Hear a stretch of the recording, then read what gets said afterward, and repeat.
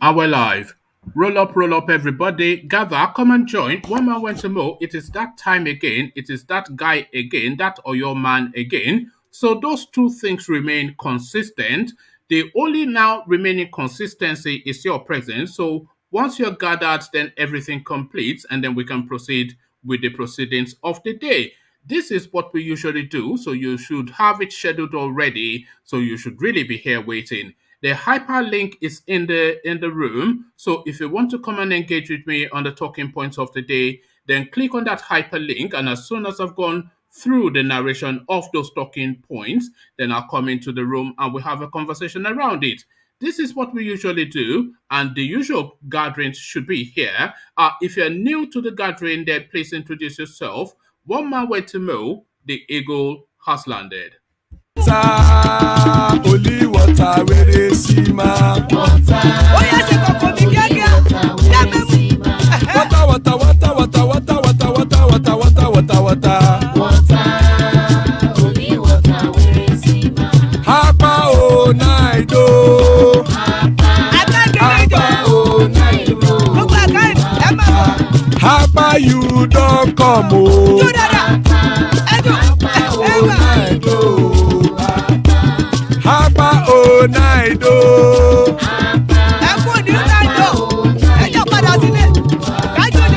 Oro kẹ̀kẹ́ kẹ̀kẹ́ ẹlẹ́mu yé o. Oro kẹ̀kẹ́. Ilé ṣọ́bí akẹ̀kẹ́ ẹlẹ́mu. So there we are. Oro kẹ̀kẹ́ ẹlẹ́mu.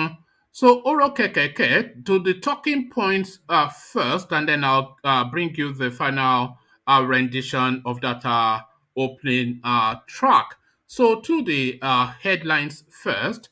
IGBOHO'S lawyer counters Koiki over request for donations. So a lot of us would have it and have always had it that this Koiki character is a bit of a 419, and the IGBOHO lawyer now speaks to that space rather, just to affirm that assertion. Again, that headline: IGBOHO'S lawyer counters Koiki over request for donation. So we go through that, and still within that IGBOHO space, IGBOHO, federal government plots Akintoye's arrest, Obasanjo meets Republic of Benin president. So now, having not been able to catch her and or get hold of IGBOHO, I should say, they have now moved against the arrowhead itself, Professor Akintoye, or at least there are indications that they are intent on moving against Professor Akintoye. So we'll go through that and discuss what that portends. How Nigeria's local government chairmen feed on jumbo salaries, 17 allowances despite ailing economy. So that Awuf cascades all the way through the tiers of government in Nigeria. This is what we're sadly realizing, and we're going now to the heart of why Nigeria remains in the ramshackle state that it is. How Nigeria's local government chairmen feed on jumbo salaries, 17 allowances despite ailing economy. So we'll go through that as well, and we might well go through a bonus narrative that wasn't advertised. A list of 20 new states proposed by Nigeria's Senate committee. So we might well land on that one as well. List of 20 new states proposed by Nigeria's Senate committee. So those are the talking points. Final rendition of the Kegite intro music, and we get into the throes of the narration. To the Kegites. Bobby Master kẹ̀kẹ́ ẹlẹ́mu rè o. Chief Faila ti kẹ̀kẹ́ ẹlẹ́mu rè o. Eruku lẹ̀lẹ̀ ẹlẹ́mu dé. Eruku lẹ̀lẹ̀ ẹgbẹ́ ẹlẹ́mu dòde ojàre o. Eruku lẹ̀lẹ̀ Ghana ti dé ẹgbẹ́ bọ́dì o. Ọmọ ẹlẹ́yẹ ẹ̀yẹ o ó dilé o. Odúyẹ̀lá ẹ̀yẹ o ó dilé o. Petrosoname ẹ̀yẹ o ó dilé o. Petrosodúnkẹ́ ẹ̀yẹ rẹ̀ ó dilé o. Ẹlẹ́kọ̀ọ́ ọ̀run mú ìní o.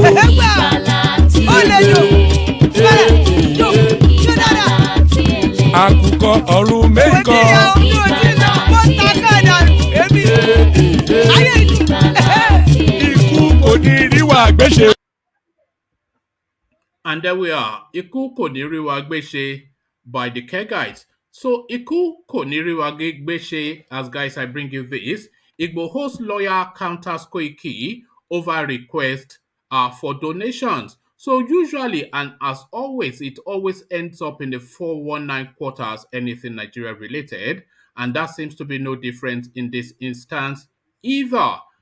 Igboho's lawyer counters Koiki over request for donations. So let's now find out what GBT is going on here.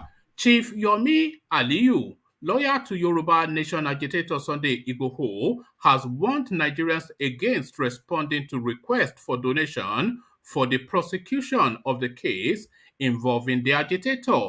The lawyer said Igboho had also turned down donations from some individuals and groups, saying he was able to financially cater for his legal charges. Igboho is currently being detained in Cotonou, Benin Republic, after he was arraigned for coming into the country illegally, amongst other charges.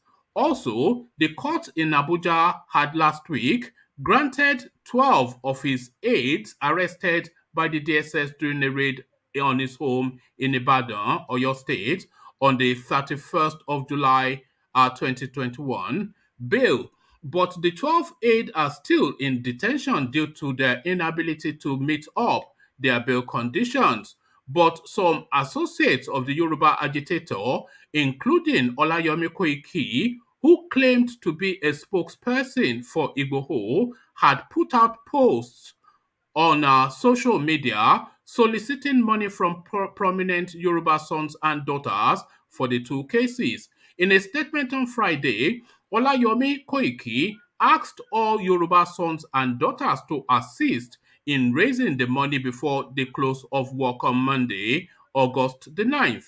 In a statement titled Emergency Bail Contribution for 12 Yoruba Agitators in Abuja, Koiki said some accounts were prepared to temporarily raise funds needed to move our people arrested at Chief Sunday Adeyemo Igboho's house out of the bondage of the Nigerian government before the close of business on Monday, the 9th August 2021. He said that our legal advisors have promised to supervise the utilization of the funds for the purpose which it was created for.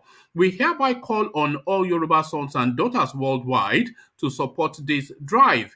The account is strictly for bail of the 12 people arrested in Chief Sunday Adeyemo Igboho's Ibadan residence on July the 1st, 2021. But Aliyu, in a statement on Saturday, warned against responding to requests for such donations. It has come to our notice that various groups and individuals that have nothing to do with the case filed by Chief Sunday Adeyemo aka IGBOHO'S have been laying claims to sponsoring the suits and or criticizing decisions of the court thereon. We want to be quick to say that as of today, no group and or individual has contributed a kobo to the two cases going on in Nigeria to wit and his aides case in Abuja and the Ibadan matter, Aliyu said.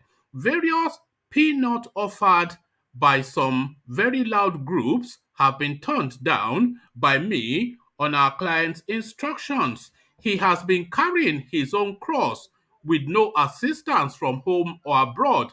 People should be brave to challenge any individual or group asking them for money on bail on his behalf or those of his aides. Bail is free in all courts in Nigeria, and as such, neither Igboho nor his aides need assistance on bail.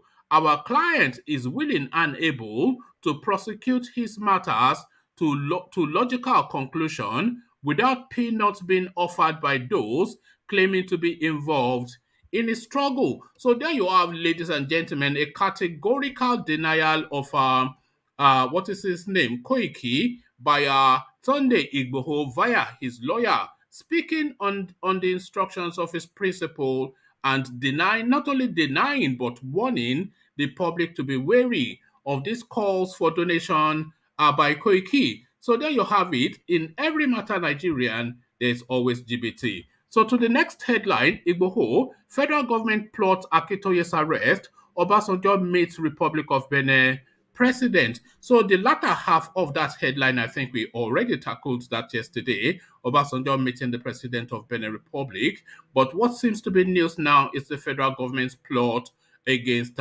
Professor Akintoye. So let's find out more details on that. The federal government is plotting the arrest of the Yoruba Nation arrowhead, Professor Banji Akintoye, correspondents have learned. It was reliably gathered that the octogenarian professor of history has since left Nigeria for neighboring Benin Republic to escape the plot for his arrest. The regime of the president, Major General Muhammadu Buhari, has in recent months turned maddening heat on separatists. Akintoye, the leader of the umbrella body of Yoruba self-determination groups known as Ilana Omodua, and the embattled Yoruba Nation agitator Sunday Adeyemo, also known as Igboho, have been seen together at press conferences and rallies, championing the cause to secede from the Nigerian state and establish a Yoruba nation. A top source privy to the matter confided in correspondence that security forces plotted Akintoye's arrest before the raid of Igboho's residence in Soka area, Ibadan, Oyo State. However, the source said the 86-year-old scholar left Nigeria to the French-speaking West African country 3 months ago because he needed to be faster than his enemies. The Department of State Services raided Igboho's residence around 1 a.m. on July the 1st, 2021, before he was arrested in Cotonou, Benin Republic, on July the 19th, 2021. The secret police had said it killed 2 of his associates and arrested about 12 others during the bloody rain. Igboho, who narrowly escaped the bloody rain, was subsequently declared wanted for allegedly stockpiling weapons to destabilize Nigeria under the pretext of Yoruba Nation, an allegation he denied. After about 3 weeks in hiding in Nigeria, Igboho found his way to Benin Republic, but luck ran out on him and he was arrested around 8 p.m. on July 19th, 2021 by the Interpol at the airport in Cotonou. Igboho was arrested after the federal government notified its West African neighbors, including Republic of Benin, that he should be captured. Igboho was arrested in Cotonou when he tried boarding a flight to Germany after the Nigerian government notified Interpol. He was arrested with his wife, Ropo, but the Cour d'Appeal de Cotonou ordered the release of the German-based wife of the activist, saying there were no allegations against her. The Beninese court, however, ordered that Igboho be in prison custody in the country whilst further investigation will be carried out on the case against him. Igboho, who is now seeking asylum in Republic of Benin, is facing allegations bordering on trafficking in arms, inciting violence, and causing disunity in Nigeria. Some of the other offenses said to have been committed by the activist bordered on entering the Benin Republic illegally, an alleged plan intent to cause social unrest in the Republic of Benin. Though currently in detention, the court granted the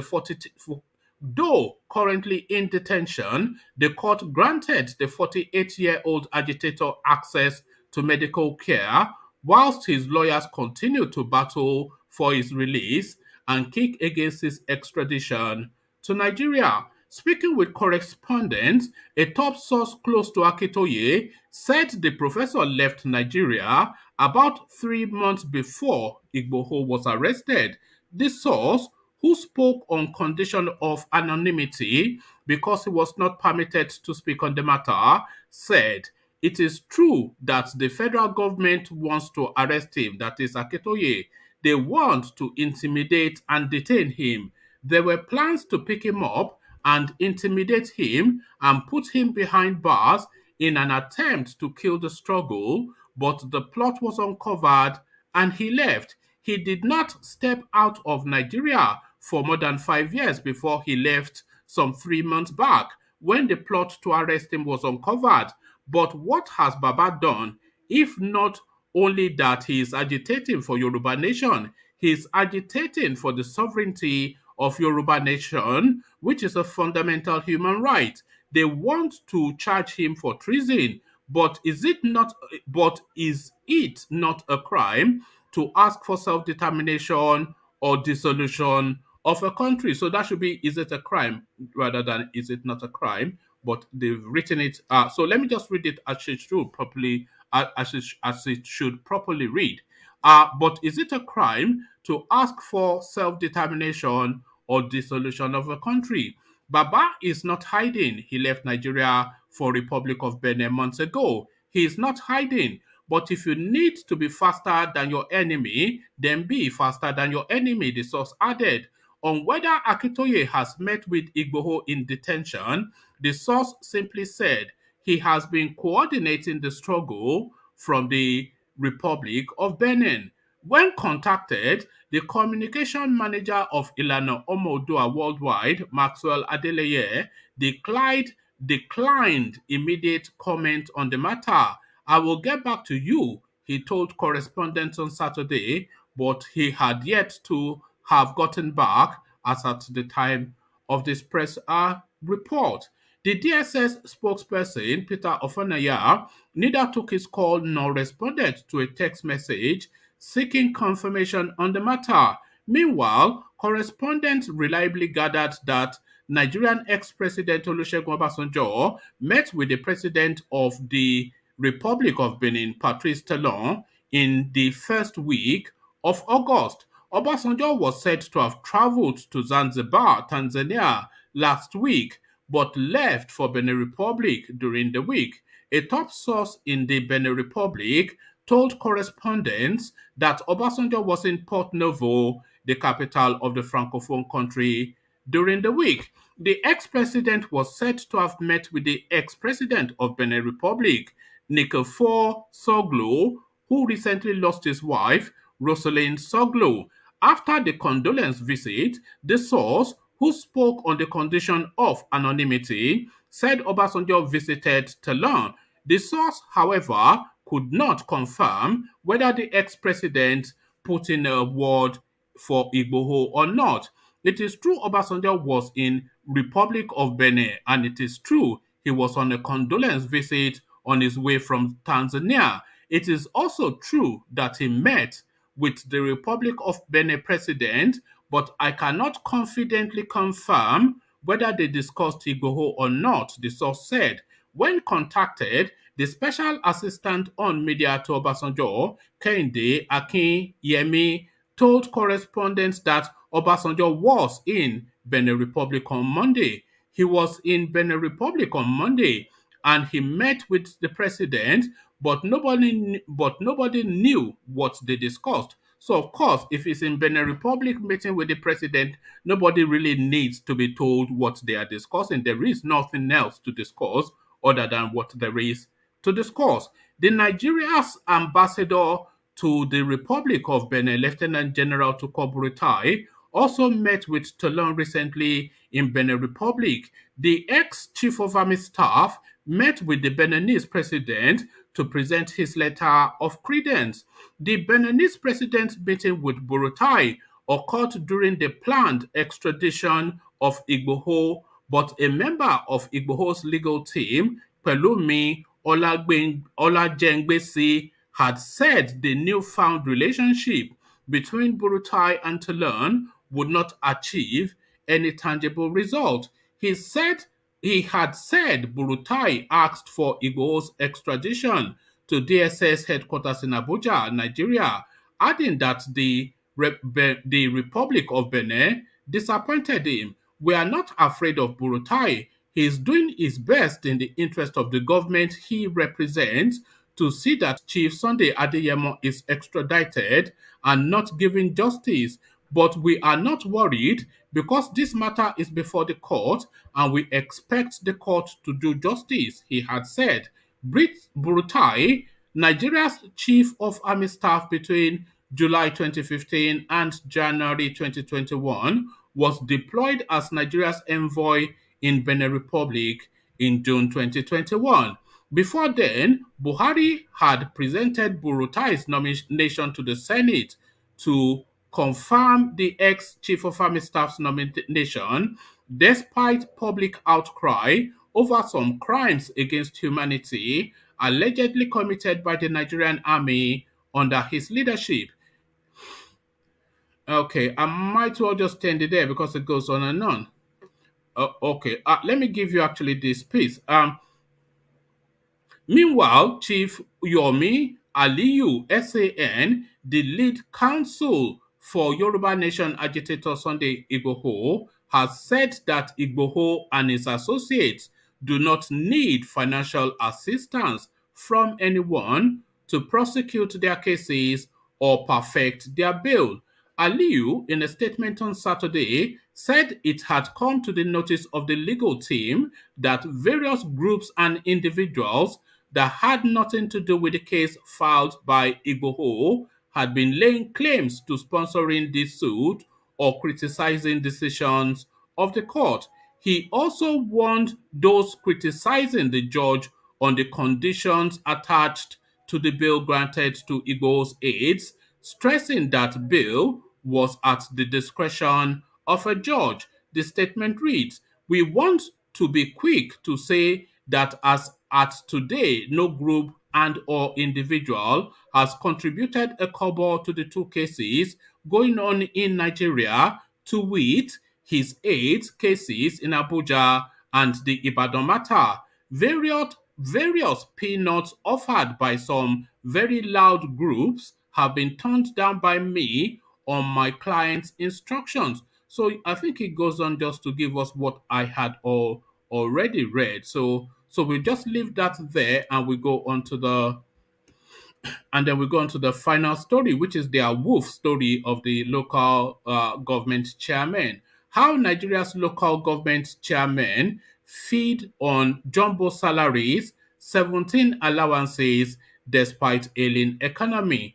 The chairmen of Nigeria's 774 local government areas have been living large on jumbo salaries and at least 17 allowances despite the fragile economy of the country and the need to reduce governance expenditure. According to the Revenue Mobilization Allocation and Fiscal Commission, the council chairmen are also entitled to allowances for special assistants, personal assistants, and domestic workers, amongst other entitlements. Correspondence checks showed that the local government council chairmen get allowances for motors and vehicle fueling and maintenance, entertainment, newspaper and periodicals, domestic staff, personal assistants, constituency, and utilities. Others are accommodation, furniture, duty tour per night, Esther code per night, severance gratuity, leave, and medicals.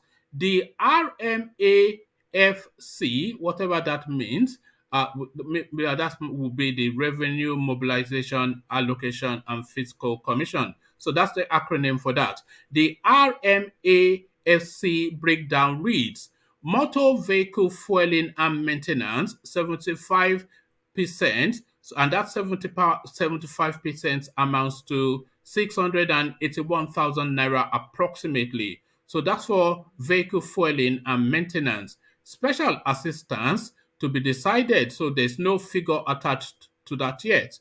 Personal assistance 25%, and that amounts to 225,000 approximately. Domestic staff are 75%, that amounts to 681,000 approximately. Entertainment 45%, that amounts to 408,000 approximately. Utilities 30%, that amounts to 272,000 approximately. That amounts to 272,000 approximately. Constituency, 25%, 225,000 approximately. Newspaper slash periodicals, 15%, 136,000 approximately. Accommodation, furniture, 300%. So that's 2.724 million approximately. So that's 2,724,000 naira approximately. Duty toll allowance per night, 20,000. Extra code per night, $450. Medical to be decided. Severance gratuity, 200%. That amounts to 2,724,000 approximately. Leave, so they get paid. I don't know what that leave means, because during your leave you are still paid your statutory wages anyway, but there's a special facilitation for leave now, and that is 90,000 approximately, almost 91,000, 90,831 naira. So that is a 10% for leave. So does that sit outside their statutory pay? Is the question, because I'm not aware that that is the practice anywhere else.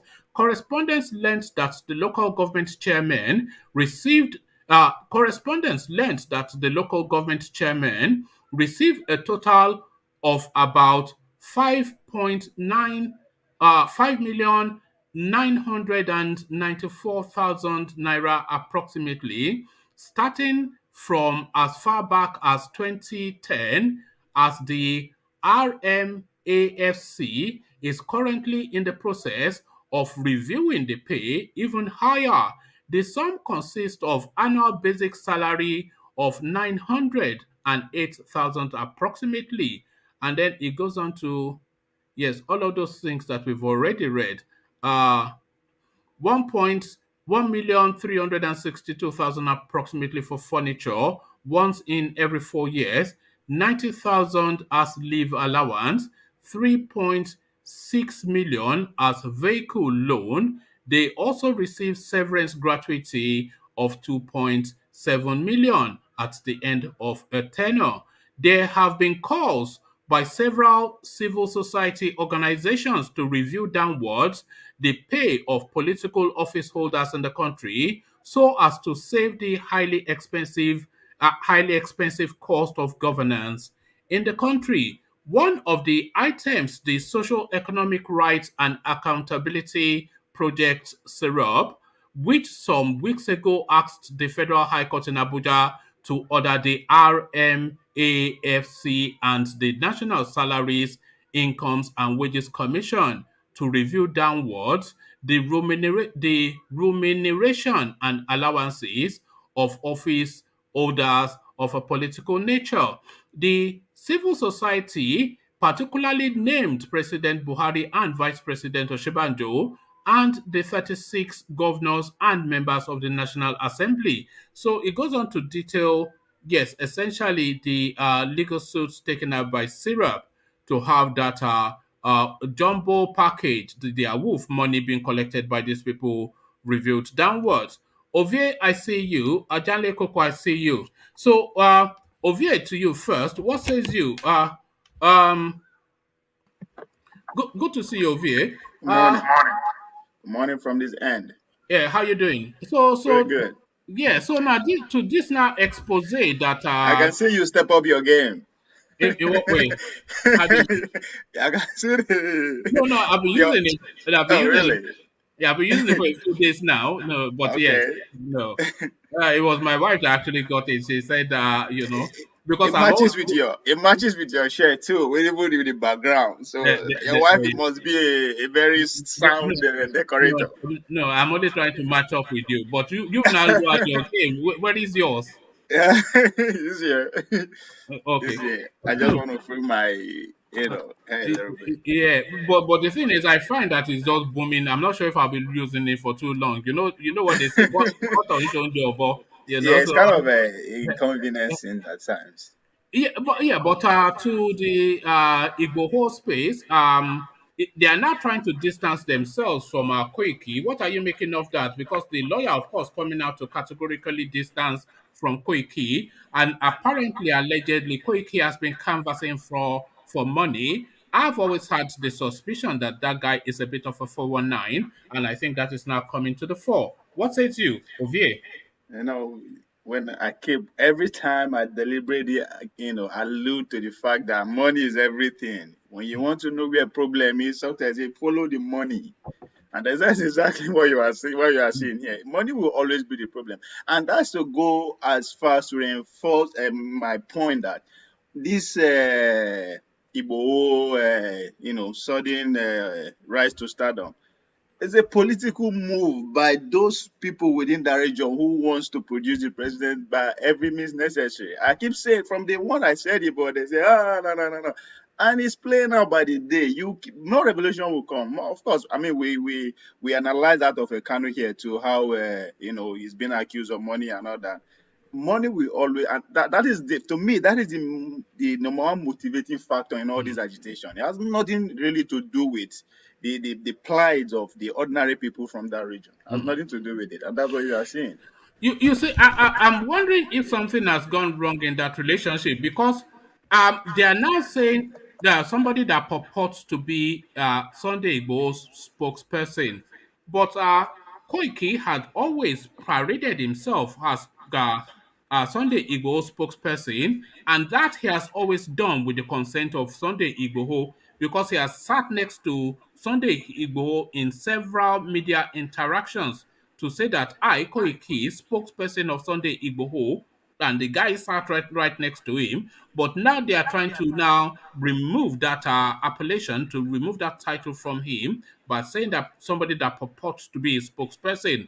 So they're distancing from him because, of course, if Koiki says that he's raising money for Sunday Igboho and his aides, then people will quickly and freely donate because, of course, they know that that association is there, that relationship is established, and he, in often instances, speaks on behalf of Sunday Igboho. So now the distancing now when it comes to money, what do you think is at play there?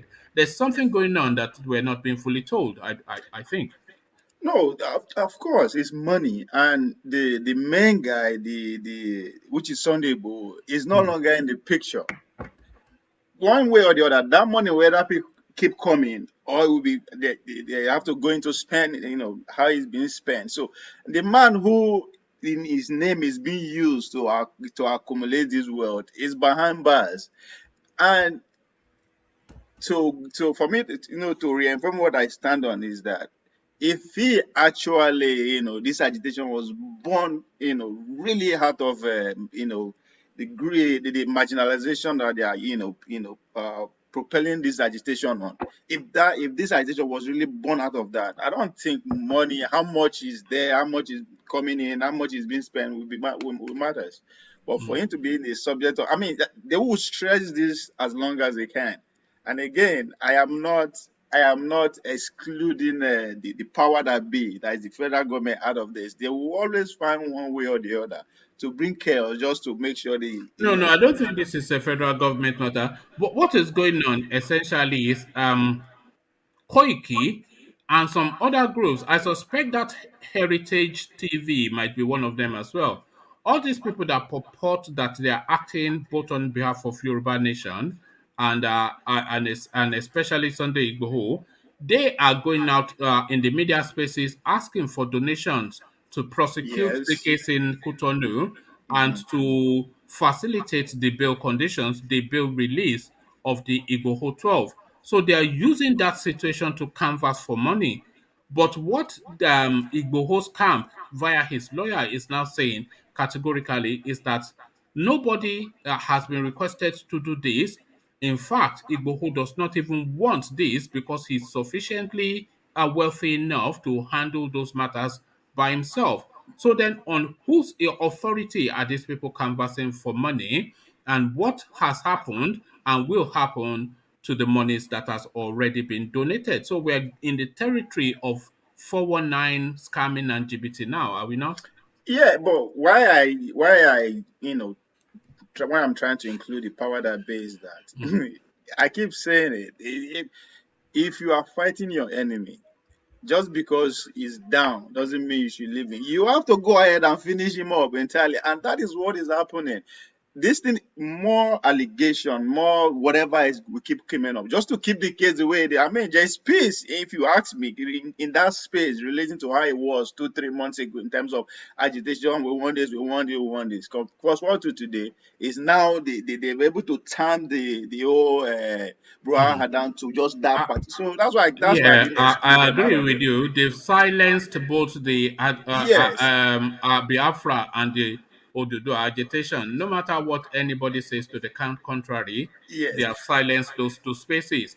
Before And we that had, goes and and that, that sorry, Ovie, that even reflects in our session. Remember when people used to come and accuse us all the time that you never do anything but Kano, Kano, Kano. When did we last mention Kano? yes. Because they've silenced him.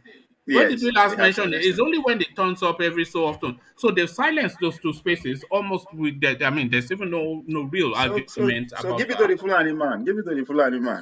Look at that. You see that is your 80%. You always get to that 80% and then you shoot yourself in the foot. Eh? Eh? So we just But agreed to a very pivotal point without raising voices. So give it to no, them. no, no. It's not a Fulani man. It's just the way things went. But Okay. still Uh, within the Fulani man and the Nigerian space, Professor Akintoye also now quietly on the run.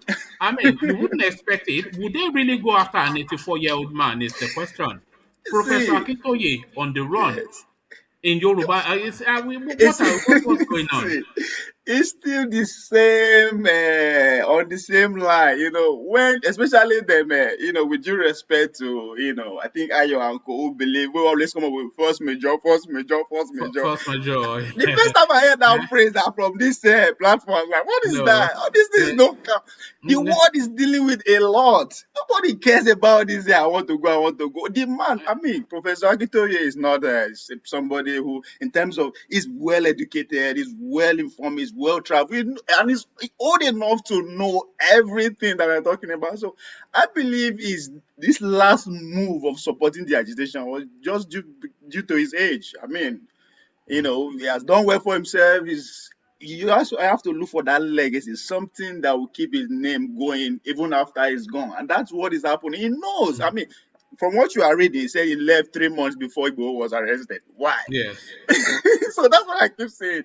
I mean, I think if there's anything I can tie to that is what is a quote by, a book by Femi, sorry, what's his name? Is it Dorothy, sorry. Fela Dorothy, Durotoye? no, this human rights activist now, is a lawyer in Lagos. Falana. No, young, it's not, they on the Okay. mainstream like that, yes.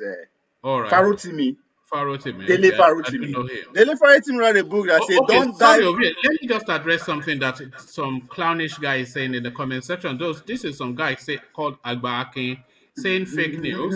He's saying stop broadcasting fake news. So if you're saying it's fake news, this is the source, which is the Punch newspaper, the Yeah, I read equivalent it. of BBC in Nigeria. So if it's fake news, then it's coming from the BBC equivalent in Nigeria. So there it is. Go read it for yourself and shut your mouth. Carry on, Ovie. Yeah.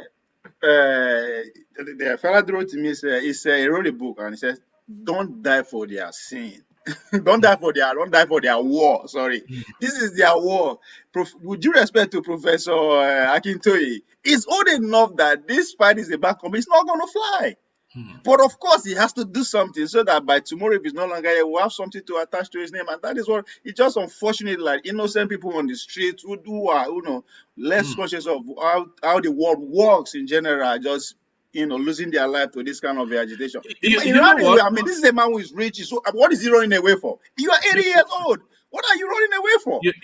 It'd have been interesting to actually see them move against Professor Akintoye. It'd be curious to see how that plays out. No, Moving he's old against enough to somebody know that he's that old is enough to an know that. international institution, a respected senior person, 84 years old. I think he's old enough to know that the system is the same across the globe. These leaders are friends and they will go after him. Nothing will happen. He knows that. He's old enough to know that this administration, these Fulani people who only understand go, they will go for him and nothing is going to happen. He knows that. But I'm kind of disappointed because if I'm at that age, what am I running for? I'm not wrong. You mean he should not run or you should not agitate? Which of the two are you saying? What I mean, Should he that not is be so, agitated or should he not have run? that goes a lot to say about how I see the followers. If my leader, Mike always make emphasis on that. As a leader, in front of what you run, what does that make of you? And this exactly for what Mark has been saying. If I did follow that agitation, I would quit. You're 80 years old, 80 years old. What the heck? As in you've seen it all, you've achieved everything. What are you running for? If you are in your 20s, then I understand. No, if you feel strongly about it, then you feel strongly about it. Are you saying that it should look the other if way? you believe, Obasanjo is also fighting. I mean, Shoyinka is also fighting. but yeah, I'm talking about the fact that why did he take off? He ran. This one, he took off. He did he ran because he knew that after. He did not run. He excused himself. For excuse from what? From the situation. You are fighting for. You are leading a war because this is a war you are leading. Forget that we know they carry gun, whatever. This is you are sustaining. This is a war. So why are you running? I mean, excuse for what? No, I mean, your field commander has been arrested. That's the more reason you should be more vocal, more on ground. You are 80 years old. He did not run, he excused himself. And he needed to excuse himself in order to continue to further his agitation. From what you are reading, he said that he heard that the federal government is coming after you and he took off. He didn't take off, he excused himself. You know, to see how people will respond to this. He excused himself to Cotonou. This is what he did. If I be follower too, I go excuse myself, go sit down for my village, because I mean, it's crazy. As I said, 80 years old. What are you running for? I don't get it. So okay. It's all bullshit. It's all this movement. It's all just innocent people have been lost. It's all, as I said. It's always the innocents that are always lost in this calculus. When they say go to the streets, go and burn them down. Somebody is saying from London for an 80 years old man who have seen it all be successful pretty much all his life. What are you? I don't get it. 80 years old.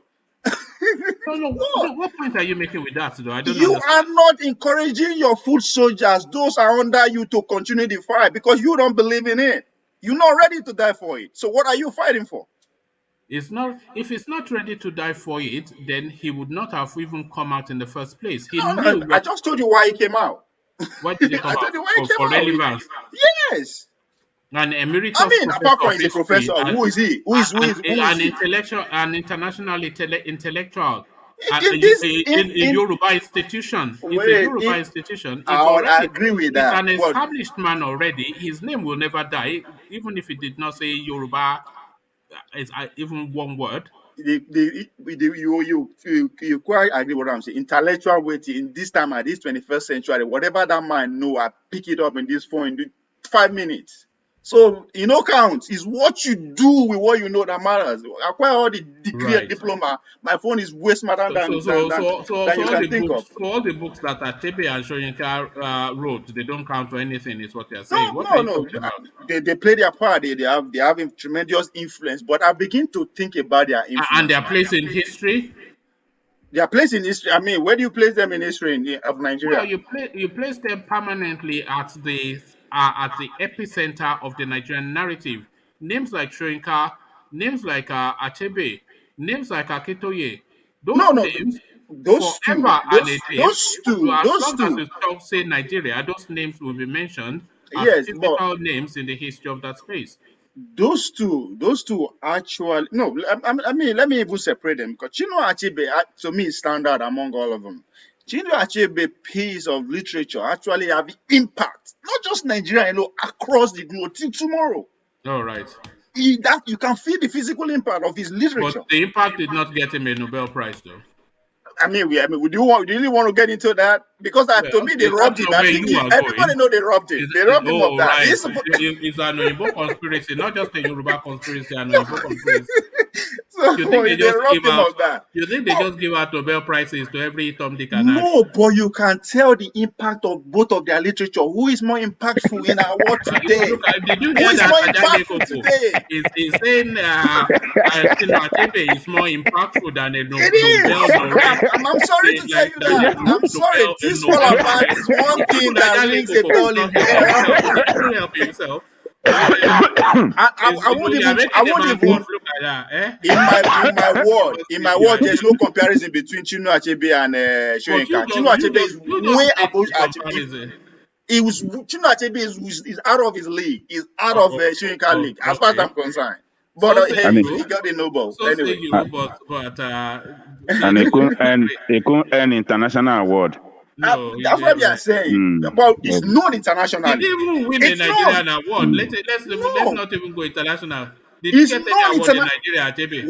What is speaking for Soyinka? In What is Don't speaking for let us Soyinka to go. you? Don't let us in go that route. Let's continue on in full yeah. about of it. I know, of Yeah. course. I don't expect you guys to go otherwise. I'm curious to see how Mm. you are going to make This all excuse Both about for of a them, runaway soldier. both of them are genius. So let us yes. just agree on that. So Eze goes to school. yeah. So Eze goes to I'm school. curious to see how you're going to make excuse for a runaway soldier. Not even a soldier, a Who? commander. Akintoye. No, Yeah. So the next one. sometimes. Anyway, let me just move from there because I think you're up to your mischief making again No. now. Okay, let's go to the jumbo salary. I can tell you who is not running away. It's the local government chairman in Nigeria. You know, their wage package more fantastic than most. These are president to learn that they are going to beg in Benin Republic. I doubt if his wages are up to the level that we're hearing from this local government chairman. It's just this Awuf again. Fuel and maintenance allowance, special assistance, domestic staff for a local government chairman.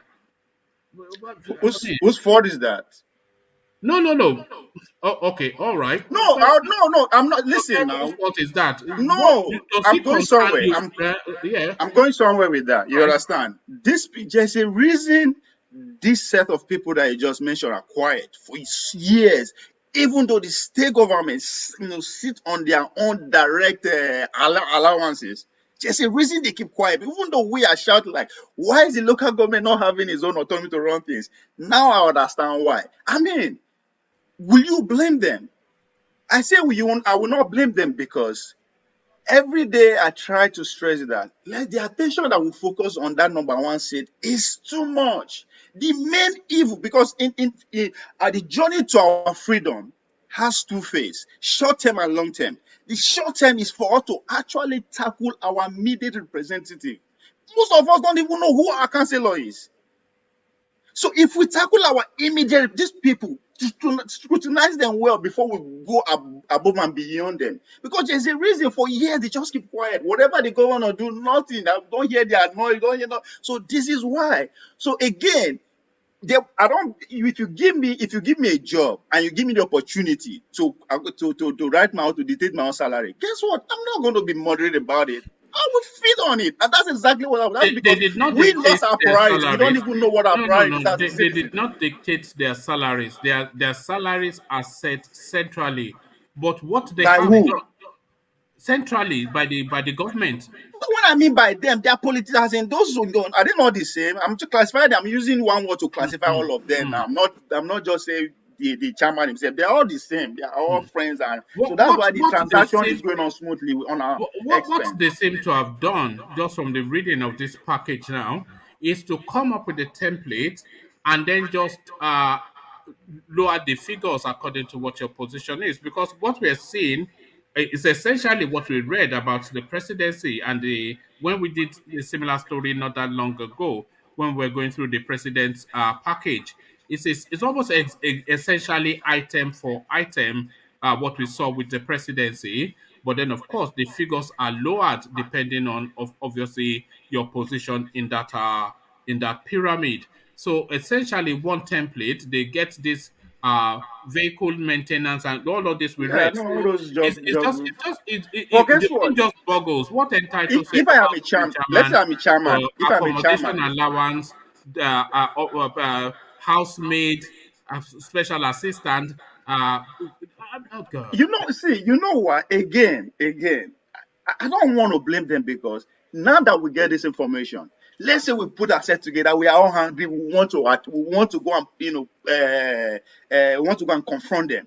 Guess what? By the time we get it, they will sit us down, give us, entertain us, give us, we'll give us whatever. We forget about what take us there. They start giving us, take for this for transportation, take this for transport, take for this. We forget. So the problem is, we have this information now. What are we going to do about it? We'll go and visit them. They will entertain us. They will give us whatever, pay for our school fees, send our kids abroad, and all that, and we'll forget about it. So we Well, can they come have here and complain entertainment and complain. allowance, It's so they can ours. entertain you. No, that's how it is. We give them title. Our local government chairman, they don't live in space. They are not foreigners. Now we born them. They went to the same school. We eat the same food. We play we know them. But we can be alarmed in our private space. But when it comes, that's why I keep saying let's organize. Once you organize, you can strategize. Yes, the only way to confront this kind of ill doing is to come together and ask questions. But if we just keep quiet and say, oh, na Buhari, guess what? If I be your chairman, I go just laugh. In fact, I would buy data for you, make the shout Buhari. I would supply all the data and internet. Well, Make it's the Buhari shout as Buhari. well. What are you what are you saying, Nabwari? Are we Now talking we Buhari now? give them, now we Hold on. give Are we them the not talking? opportunity. Okay. Oh, no. It's horses for. Are we not talking about the local government chairman and their package Yes. and Yes. trying to wait? So who is saying Nabwari We now? are more hungry with Buhari every day than our local government chairman, than our local Yeah, government council, than our House of Rep. Why? because Buhari wields the most power and can effect Yes. the most change. That is why. Good. But again, Buhari will tell What you, say, change? What change can a local government chairman effect? Nothing. why you dey He talk like cannot this? do For a God's good sake. job in his area or not. He cannot go beyond doing a good job or not in his No. area. So the But road Buhari in can your change community, the paradigm of the whole country. So the that is road why in your people pass on community, Buhari. Uh-huh. the road that lead to your house, now Buhari will come tie am. No, Did you hear what has I just nothing to said? do with the federal Did you hear government. what I just said? The local government chairman can only impact within the paradigm of his influence. Yes, Buhari can change the paradigm of the whole country good, almost singularly. So that is true. why people go after him more than they would their local government chairman, And because they know if they get it right at the top, then it will cascade all the way down. I'm sorry, we don't have the power to control the top. It's beyond us. We Why don't don't we? listen. Well, how do you mean? Now What are let you me let talking me about? let me learn. You narrated that the local government had influence over its immediate territory, right? Am I Yes. right? Who are Yes. his immediate territory? Who is the immediate victim? It's us. Now Right. me and you be immediate victim of that. If Buhari should this, let's say Buhari give $1 billion to your local government, Mm-hmm. you don't care about how that money is going to be spent. Instead, if that money is not well utilized, you go to insult Buhari. How does that is Buhari's problem? Let's focus our No. You can the do immediate both. You solution to our can problem hold. is our immediate environment. No. Charity begins at home, as they say. Let's sensitize Yeah, our but it is not village one. It first. is not one or the other, is it? You can hold both their feet to the coal. You can hold equally. And we get Hold on. results. You can hold equally your local government chairman and Buhari's feet to the coal equally at the same time. So you don't have to give up one for the other. So you can be critical of both of them and Yes. expect and demand better from both of them. Yes, but guess what? It will not cost me a dime to go to my local government office or house to interrogate and question him. But guess what? It will cost me thousands of naira to go to Abuja, and I will not even get access to query him. Or make I Right. just sit down for my house and make noise. See, that's what we need to be doing. We live in an advanced country, for God's sake. I don't care who the governor of Texas is. But guess what I care about? My representative in my district. Every Okay. day I make sure I know what is going on. I don't care about the federal government. That has nothing to do with me right now. I want to eat. I need to feed first before I can say I want to shout. And who is better to take care of the what I'm going to eat? It's my local government chairman, because that has been delegated to him to do. My roads are bad. It has nothing to do with Buhari. It has everything to do with my local government chairman and councillor. And until we begin to march forward in that direction, because now then the only group of people that have the power to impeach Buhari is the Senate and House of Representatives.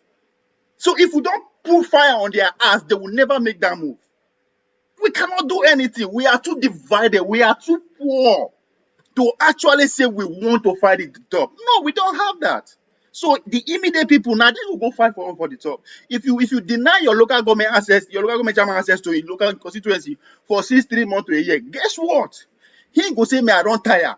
Oga Governor, what is going on? The same thing. That's how it's been done. And I'm not saying this that's going to be we can achieve this overnight, but we have to first off deliberately say, okay, this now our problem. This now my house. I have to put my house in order before I invite somebody else, before I query somebody else who pulling the indirect influence. So we are all getting it wrong. Local government chairman are getting fired every day on our expense. I don't blame them. I keep saying this. I blame me and you. Our action and inaction give them that liberty to do whatever they want to do. All right. Well, it's not our action or inaction that gives them the liberty. It is the pay and remunerations commission, whatever that is, that Yes, gives them now the that we knew liberty. about it and it's very wrong, what are we going to do? It's Yes, upon first. us that we know No, they are no, stealing our no, money. no. What are you doing? Yeah, well, we are doing something about it now by bringing it to attention. Are we not? See, these people are not just they are acting. Why we don't retire today here? What are we going to do? First step, I always provide solution. Let's organize. We Okay. just have to come together and strategize. All right. Okay. However, we disagree with our point, but let's come together. It's not a one thing. This our journey in Nigeria started over 100 years ago. We not just wake up overnight, everything begin bad. It's deliberate policies, deliberate people. These people are us too. Not be saying now that's the most the crazy part.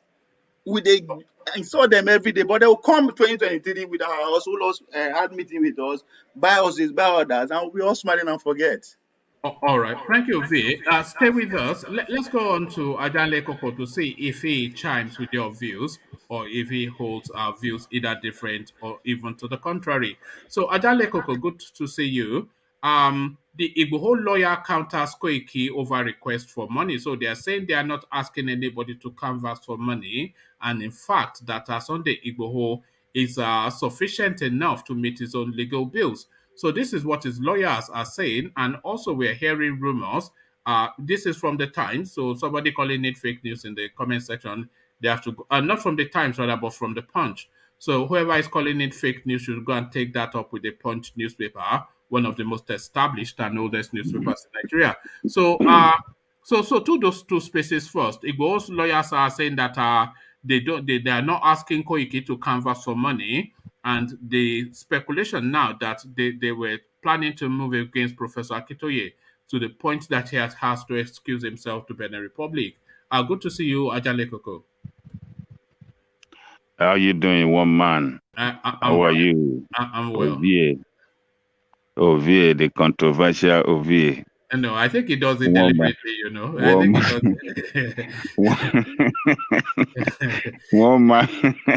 One man to his brother. I don't know. Sometimes I wonder if maybe I have to cut that head open and put sense into it.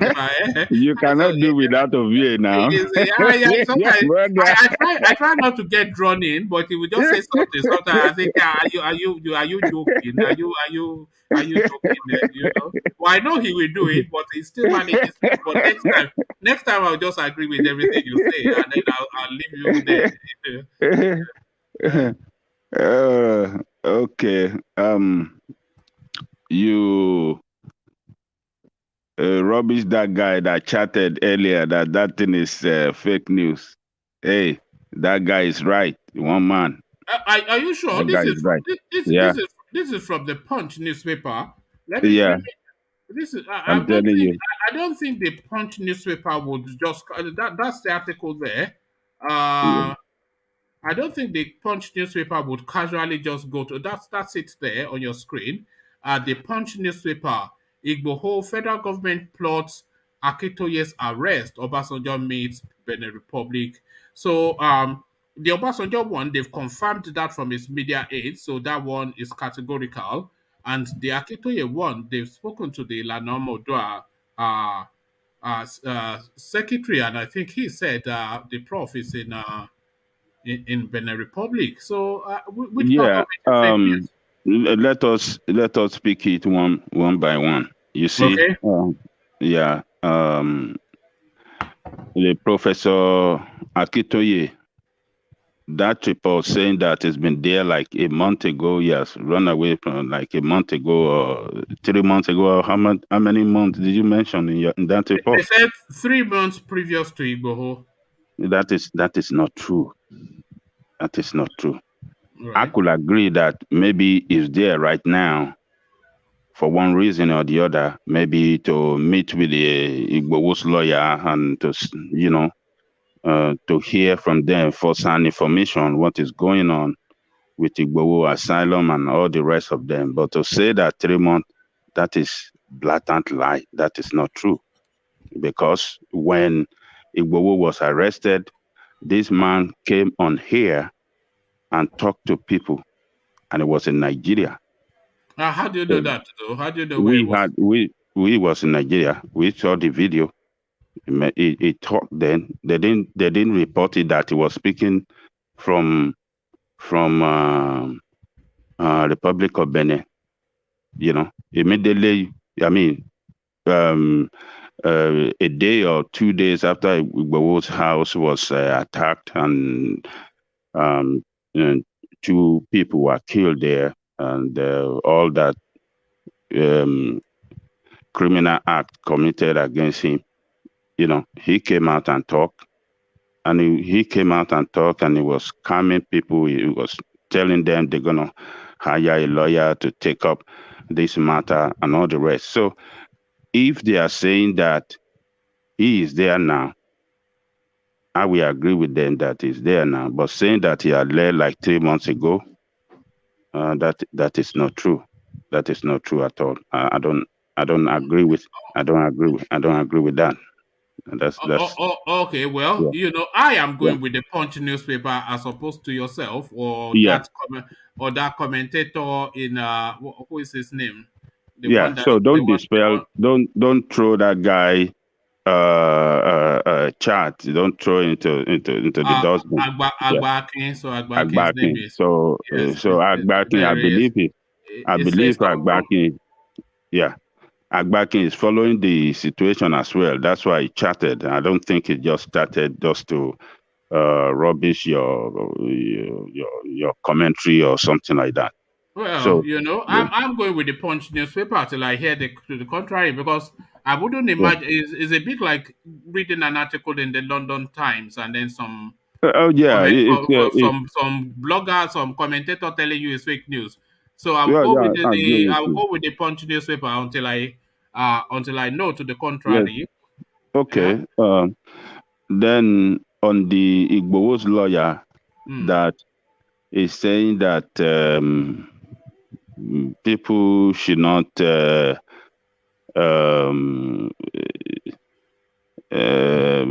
follow or Yes, comply with people asking yes, for money. Yeah, yes. It's saying they have not th- asked anybody to canvass for money, that and is not true too. That is fake right. news.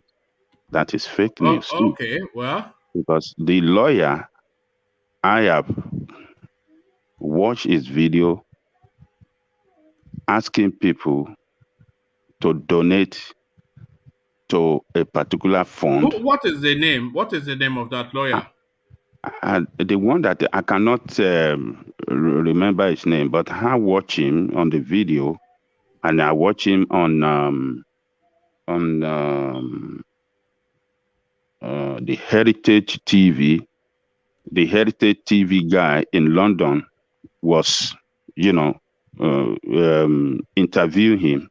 He is in Nigeria, and he was telling them how they are pursuing the case, how money was flowing in, how they are spending the money. And the guy in London was saying that they're going to send money into that account as well. And he's saying that they're going to do the But account of this the story fund. was also severally reported, so I am So, not sure. yeah, so it's kind of confused, but, I'm telling you the fact that um, that is not true. That Igboho said he will fund everything by himself and nobody should. No. Those were not Yeah, exact words, but to that effect, what was being said essentially was that he's sufficiently financially robust enough to facilitate his own legal fees, and he has not asked anybody to canvass for money. And in fact, he had rejected. This story has actually been all how over, how not just how from would he one be source, able? but How would he be able to finance his legal fee well, when his he's a bank? wealthy man. Oh, He's a yeah, wealthy hold man. on, one man. His Yeah. bank account has been frozen by the Right. government since he's been declared Yes. wanted. Right. Where will he get the money to fund it when he is in incarceration in the Republic of Benin? He cannot have access to his account in Nigeria to pay this legal fee for those that are pursuing his matter in Nigeria and the matter of those aids that were taken to Abuja. So it is not true. It's fake news. I said No, I watched. I wouldn't agree with that. Okay, we're gonna This hear well, the truth will come out later. But what I have seen that played out and what I've watched, I have watched the lawyer saying that they need money to pursue this case. And Nigerians in abroad are really helping in that respect. They send the money home, and even beside that, let me just already yeah. the Ilana Omodua already Mm. have account that like a trust fund that No, they have on the ground. Yeah, I'm aware of that trust fund, and that yeah, trust fund had been running pre the Igboho arrest. So that yeah. trust fund is for the Yoruba agitation and nothing to do Mm, with Igboho. mm. Let me just, because I had this story lined up and I could have brought it in two different ways. Uh so this one is from Sahara Reporters. Sunday Igboho turned down individuals groups who offered peanut money for his court cases. So that is one headline that I could have gone with, but I went with this one because it mentioned Koiki and I thought it was more controversial and it chimed more. So that one was from Sahara Reporters. This one from another newspaper called The News. Igboho's lawyer counters Koiki over request for donations. So it's been reported severally right across all of the media space. So I don't think all the media spaces will report this story, knowing that it is. I'll wait and see. But this one seems to have some sort Even of even his case, even Igboho's case in London, I mean in Cotonou, Mhm. people in diaspora's fund are the fund being used to pursue to pay for that legal fee over there. It's not Igboho that is paying for it.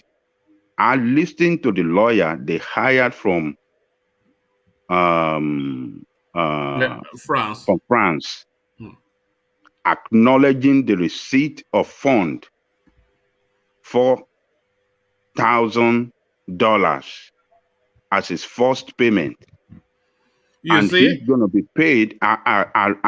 He acknowledged the receipt of $4,000 being the first payment to start the case on TV. I listened to him saying that because the Heritage TV was asking him that has he been paid? He said he has been paid 4,000 at the first, you see, you know, it's for that. interesting And because then the second, he said he's going to be, when they get this, the matter to a particular state, is going to be paid another $4,000. And when it is finally concluded, they're going to be paid another $4,000 or 8,000. So what it's is like, his name? so it's a Yoruba guy. It's a Yoruba name. You know, the Right. leading one from France. I don't know if you have watched him on Okay. TV. Because I think his what I name heard, is, sorry, yeah, Ajay Lekoko, what I yeah. heard was that this guy was actually doing it pro bono. That he actually came back to take on that case pro bono, just because it's a high-profile case and it will look good on his CV. So that is what I heard. No, that was what was circulating when the guy first came in. That was doing it pro bono. You know, a lot of yeah, that's what I heard too. I mean, at the beginning stage when this trial of Igboro, you know, started in this thing, but later I watched him on TV, on Heritage TV. The Heritage TV was asking him a lot of questions. It was asking him how they are running the case and has they been paid money. He said yes. And the guy in Heritage TV is the one responsible paying them from abroad. I mean, from London. That fund was actually paid from London by Heritage TV. They have the organization that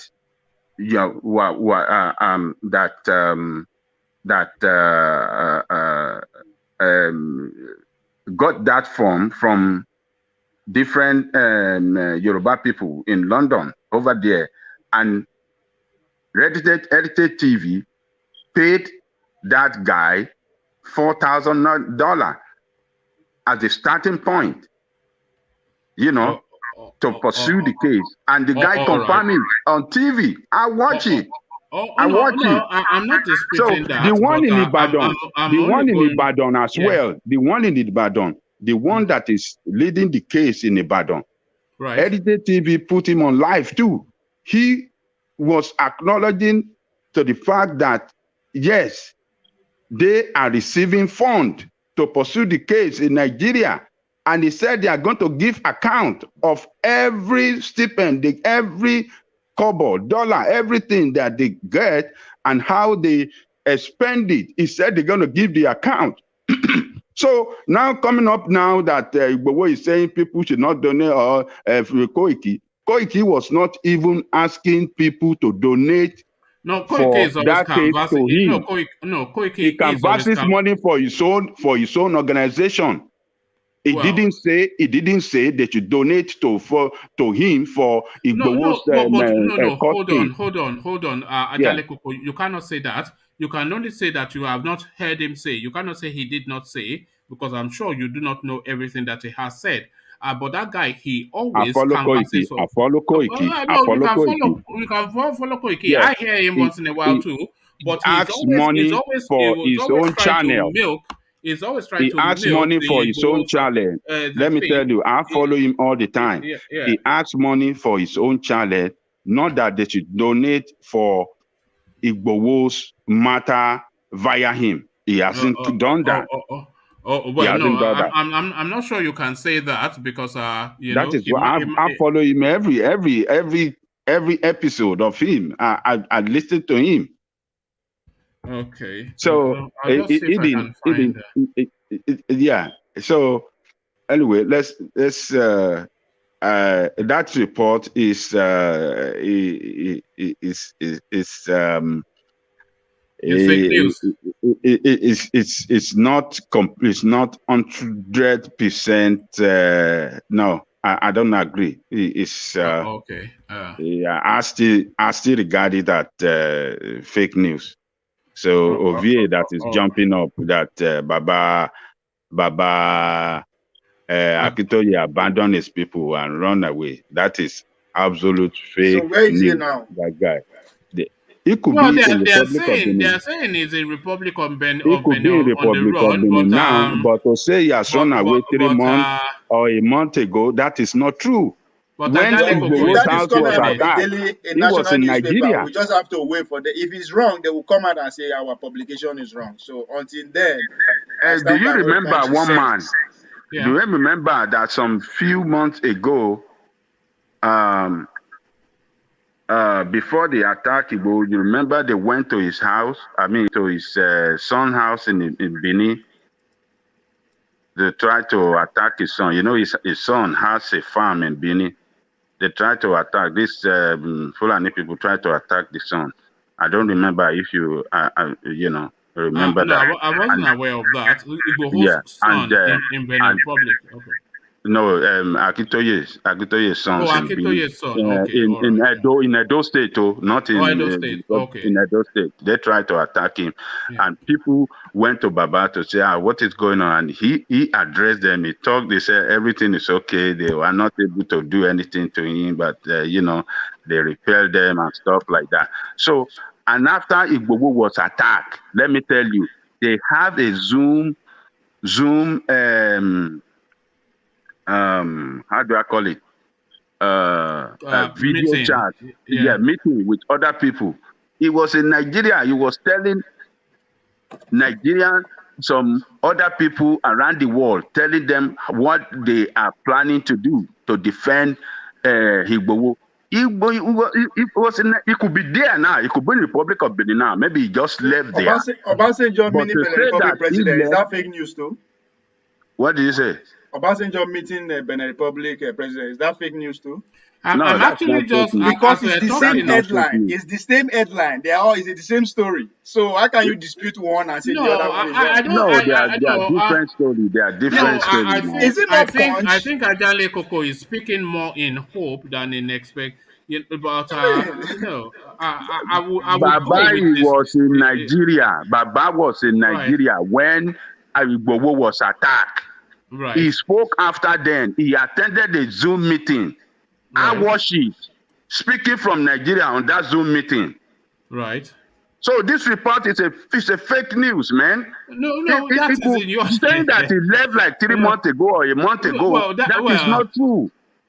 No, He could be there now. And what is wrong in going to this thing? That is the second home of all Yoruba people. We have 47 kings there.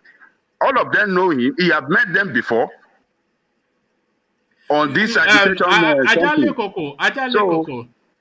Koko. I would go with the report of the Punch newspaper. That is good, one man. But the truth will come out later now. No. An established newspaper rather than your opinion. Just cool.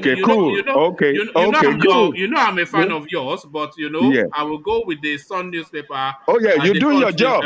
Yes, because that is the basis of this platform. You bring reports from newspaper, we discuss it, Because this is where, even if it was some ramshackled newspaper, some obscure online publication, I would say maybe, but it's the Punch newspaper that is saying this. So not just some random, they wouldn't put their reputation behind something that they did not verify. So I will go with that. But So but what I know is what I'm telling you guys. But we see it's a matter of days. The truth will come out. It's no problem. All right. Yeah. Fair enough. And then to this space of this. Okay, you've spoken on the Igboho lawyer and the Akintoye on the run, and now to the local government chairman and their package. Just eye-popping stuff. Sorry. Let me just interrupt you small. Joseph Akintoye said he's talking like a conquered slave. The black race is a conquered race. Until you admit that first before you can move forward, the whole black race is a conquered race. I'm saying this. Get it? If you don't see that, then I don't know. What's the point you are trying to make? Don't go too much with the comment section. Somebody said that I'm a conquered slave. I was saying, so is every black race. Hold on, if you look on your screen. No, it's fun though. Yeah, somebody is already. No, look at your screen. Somebody is already even defending you before you. So you can see they're just having their own fun in the comment section. Yeah, no, I just brought to make that point. Yeah. I'm not. It's always fun reading the comments. It makes me, I mean, I'm not angry about that at all. I'm just want to put it out there that the black race is conquered already. So we need to figure out how to get out of it. So somebody is claiming even Baba was around during Lagos State Yoruba Nation rally. So Baba Akintoye, of course, he is speaking to. We will continue to monitor that space to see exactly. And Igboho's house already been attacked before Lagos State. 2 days before that. 2 days before that. Yeah. Okay, we'll continue to monitor So that what is space. But Ovie saying about black man is no, conquered? What are you driving at? no, Aren't you, we are a I think conquered race. is fighting people in the comment section. They That were is a conquered Oh, race. Why? eh? No, it's okay. fighting people in the comment section. No, I'm But not fighting. I'm not fighting. I'm not fighting at all. I'm it's just or funny. interacting, then you are interacting with people in the Yeah. Yeah. comment section. Okay, but to this space then of the local government chairman jumbo package, which Ovie is saying I shouldn't be alarmed. That is that I should react instead. But my first reaction is to alarm at this level of a woof that is going on in that space. What says you, Ajanle Koko? That just that package, it's just the usual stuff.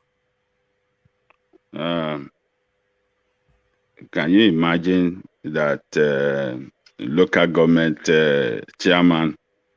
If you sum up that basic and the allowances, how much does it total to in a month?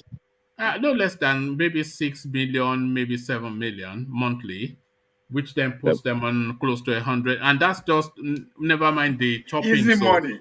easy Money. money.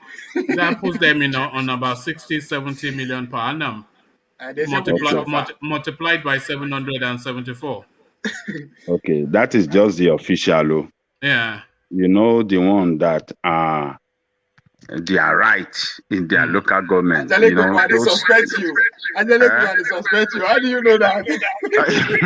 I know. Wait now. Angelique was once a politician. You know, so he was an ex-politician. That is just there. That is just official. Official. James, okay. That is that one. The one that is not official. That is the ticket they give to market women and market men in their locality on daily basis. That one, there is no account for that. That one is even more than this one you are talking about. The money they give to all the Okada and all the rest of them, they have their own men from local government that gives ticket and all the rest to Okada and all the rest and the market women. That one is there, and they have tenement rate that they collect all from all the houses in their local government area. So I suspect Angelique has worked for Tinubu before. you know the inner workings, all the deals. You must have worked with one of them before. I was in the system before now, so I know how the thing operates. Okay. I know how it operates. So why you gonna disagree with me every time then? Not because they disagree with because you. Because you see waiting at the talk, say man, now waiting at the practice. Wait, look at that they decide. I sometimes you they overblown things when we say go say waiting be this or be they talk now. But you just talk out now the same thing that they have people when they collect a good job for street legally. I mean that one are true now. How is the Buhari responsible for that? Oh, Buhari has his own problem. Buhari, look. Now, Buhari, immediate problem is that Buhari problem na long time. We'll take care of him when the time comes. But the immediate one, we go make all of us go sleep in peace, chop in peace. Now, our immediate elective officials. You are right. Once we handle them, we go sleep in peace and we'll prosper before we go begin reason how to take the central. The central is beyond Buhari. Now, the whole system we need to put that. But first, we need to sleep fine, eat well, and for we to achieve that, our councillor, our chairman, we need to handle. You are missing it up. We said this over and over again. See, you cannot achieve anything concrete outside a very bad structure, no matter how you try to paint it. So forget about this thing. So we should not try. Wait now. It's just like you tell our people that say you stand before the police and demand for your right. How do you demand for your right when the structure there we neglect to whoever face the police in the jail or in the cell forever? Ola, what is right? This right that we are claiming, what is it? It's not free anywhere in the world. Right is not free. You got to understand that first. What it be right? See, in America, you buy right. You don't just get you buy it. Don't You look know at the that. problem. That's not true. Oh, yeah. What do you mean by you buy right? That is what you say. Do you want Sometimes us I to don't spend agree this with time you. to analyze what I'm saying, Ajale Koko? You live in Tennessee, for God's sake. You know your life is pay as you go. You know it. Pay as you What go. That's the what do you American life. what do you You say know now? that. You said life is what? Pay as you go in America. It's not Uh, free. Freedom, you have to fight for it. You know that. no, Listen, no. we throw away freedom. Your What is freedom? Define your freedom. freedom is guaranteed by the How? Constitution of the If United. you Hold pay on. for it, it's guaranteed. Oh, Yes. In America, if no. you pay for it, it's guaranteed. What do you mean by pay? How do you pay for your freedom? How? Okay, first of all, you need to define what freedom is. What is freedom? Oh, freedom, you can classify freedom in so many, you can define in so many ways. But when we are talking of your freedom, freedom, your right and freedom, that one is enshrined in the cause. Freedom of speech, freedom of expression, freedom of association, all those freedom, everybody enjoy it. You don't pay If for it it. is Your free, we guarantee, don't I have mean, to fight constitution for it. guarantee That's that if for it you. is free, we don't have to fight for it. Here in America, the epicenter of democracy, of civilization, of whatever Yeah, it is, when it is we violated, still hold fight on. for it every day. Yes, Every day we fight for hold freedom. on. Ovie, So why do you When want the it to be given freedom, to you leave this free? your when your PhD freedom is thesis and violated let's face the by facts. when your freedom is violated by those people that's supposed to, I mean, people in position of authority that's supposed to guide your freedom and violate, if they violated your freedom, then you will fight You for do it. You something will take about them it. to, yes. So Yes, and I said that the one, only way to deal with and it is to forget the man at the top. Deal with your immediate man because there's no way you can even talk to that man without going through that person that is representing you. no, So it Ovie, doesn't make sense to me that we jump from our local government, our village, say we want it, the assignment is our strong, whereby we Ovie, Why have a don't you let messenger us, why, that will queue up and cast our vote for. Ovie, Ovie, you don't are let us missing mix the point. everything up. Oh, Don't okay. let us mix it up. Don't, You We see, are talking why about local we, government council here. Oh. I know they mix no, anything you're up. talking about the American system that you don't have No, freedom. because I say yes. I mean, if you literally, what is freedom? You have to, and you have to fight for it every day. Everybody is fighting for freedom. oh Every yes, look that across one the is world. true. That one is Ehen. true. What you So are we saying need is to true. We realize have to that fight fact for it. first. Yes. We need to realize that fact first. But how do we get it? These people who are pressing on, they are not single You are individuals. right. You are right. Exactly, Nigeria are they are not not single standing up. individuals. They come together Nigerians to. are not standing up to fight for their freedom. You are So, right on that. I so agree then with you on why is that. Ola said I'm mixing it up with I the Buhari and this I thing? agree I with don't go you. fit as much as I hate You Buhari, But I can't get to him. you are your mixing it up. problem is I that will you explain don't it. want to blame Buhari when Buhari is wrong. Buhari is not my problem, and local government Hold chairman is on my now. problem. Hold on. When it comes to security, Buhari is the one in charge of security in Nigeria. And he has not guaranteed us that security. And we Okay, have to blame him for that. good. Do you agree that with me? No, I agree. He has the Yeah, monopoly of security. But guess yes, what? yes. I But So, guess disagree. what? Since the day I was born, I have uh, never known security in my life. So why would I now still blaming and believing in that man who could not protect me from day one? It's insane. I I don't care disagree. about him anymore. For the past 30 years of my life, he has been my it problem. So doesn't why matter. do We blame everybody on top there. It I is have to start taking Buhari's turn. proactive step. Buhari is the I one have to on start top taking there proactive now. We step. have to blame him. The first proactive step is to target his agent because he is too big of a Okay. fish for you to target. I was actually trying to find where Koiki was canvassing for money, but I'll continue to do that search. But what I did notice was that this Koiki guy, he actually follows us on this channel. So I think I've got Look, him here. one I, man, I I've think, told Ajale you. Koko, you know why hold on. I Buhari? think I've got him. Hold on, now, VA, please. I think I've got him here somewhere. So he's one of our recent. If you look on your screen now, that is him there. He's one of our recent followers. So Koiki, if you are hearing this, just come online and then come and speak to that space. You should be if you're a follower. So Yeah, yeah. Ajale Koko, sorry. Yes, I agree with you. Buhari has failed his primary responsibility. And you need to ask, why did he fail? He failed because those that are in position to hold him responsible, to check him every day, are in bed with him. And those people are in bed with him because we, who are supposed to put them on their toes, are sleeping. Who are the people in bed with him?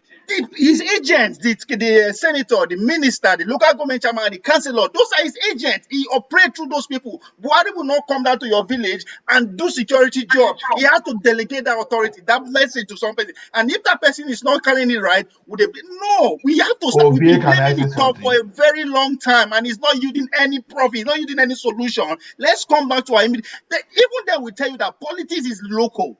At the end of the day, they have to come back to their villages to register, to do whatever. So why don't we start from there rather than dropping all these hurdles and go straight to the top that we don't have what it takes to tackle him? Can I say something? Go ahead. Yeah, go ahead. See, when we blame Buhari, you are looking at Buhari as an entity, as a single person. Saying Buhari is as good as say we are talking about the presidency. That is central power that attract, let me land though, that attract all resources to himself. Now, all these agents that you are asking us to fight, they are just being given like a what do we call it? Just like insufficiency for them. Ola, you are right. But the same Buhari will tell you that the constitution require him to allocate some resources to local government directly. Yeah, let's say he gives local government 300,000.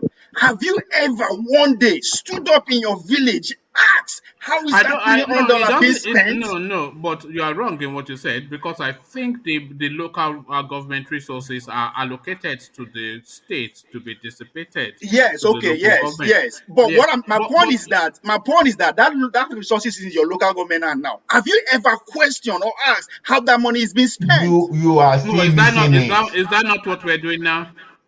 Now, no, but you're saying that we saying that we should just focus on Buhari and forget what?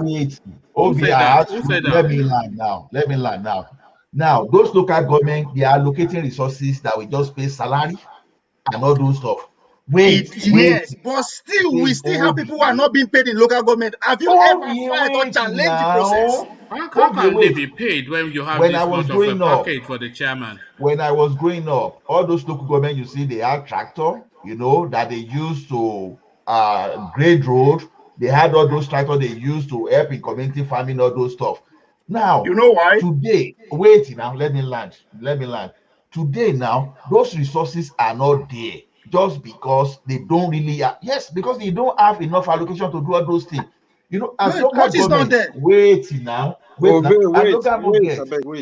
When I was growing up, we used to collect all this license for even bicycle. That all those tax collectors, they will stay on the farm road just to make sure they wanted to demand your taxation, all those things. All those things are no longer there just because, just because the federal government already acquire all the power. Because anything you are taxing at the level of local government now is going to amount to double taxation. So a lot of irregularity. So targeting Buhari is just saying that the power that concentrates at the central, give us that power, let that power go to us.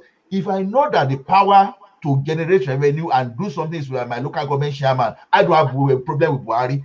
But immediately you are getting money at your local government now, state will come in. When state come in, sorry, you can forget Buhari in this equation because it looks as though you are fixated on that and you are intent on defending him. But forget Buhari. What the thing is that Nigeria is fundamentally structurally flawed. This is what this local government package is saying. This is what all of the criticisms of governance that we have are saying. So It is not, hold on, it is not Buhari as an individual, it is the structure that is it fit for purpose or not.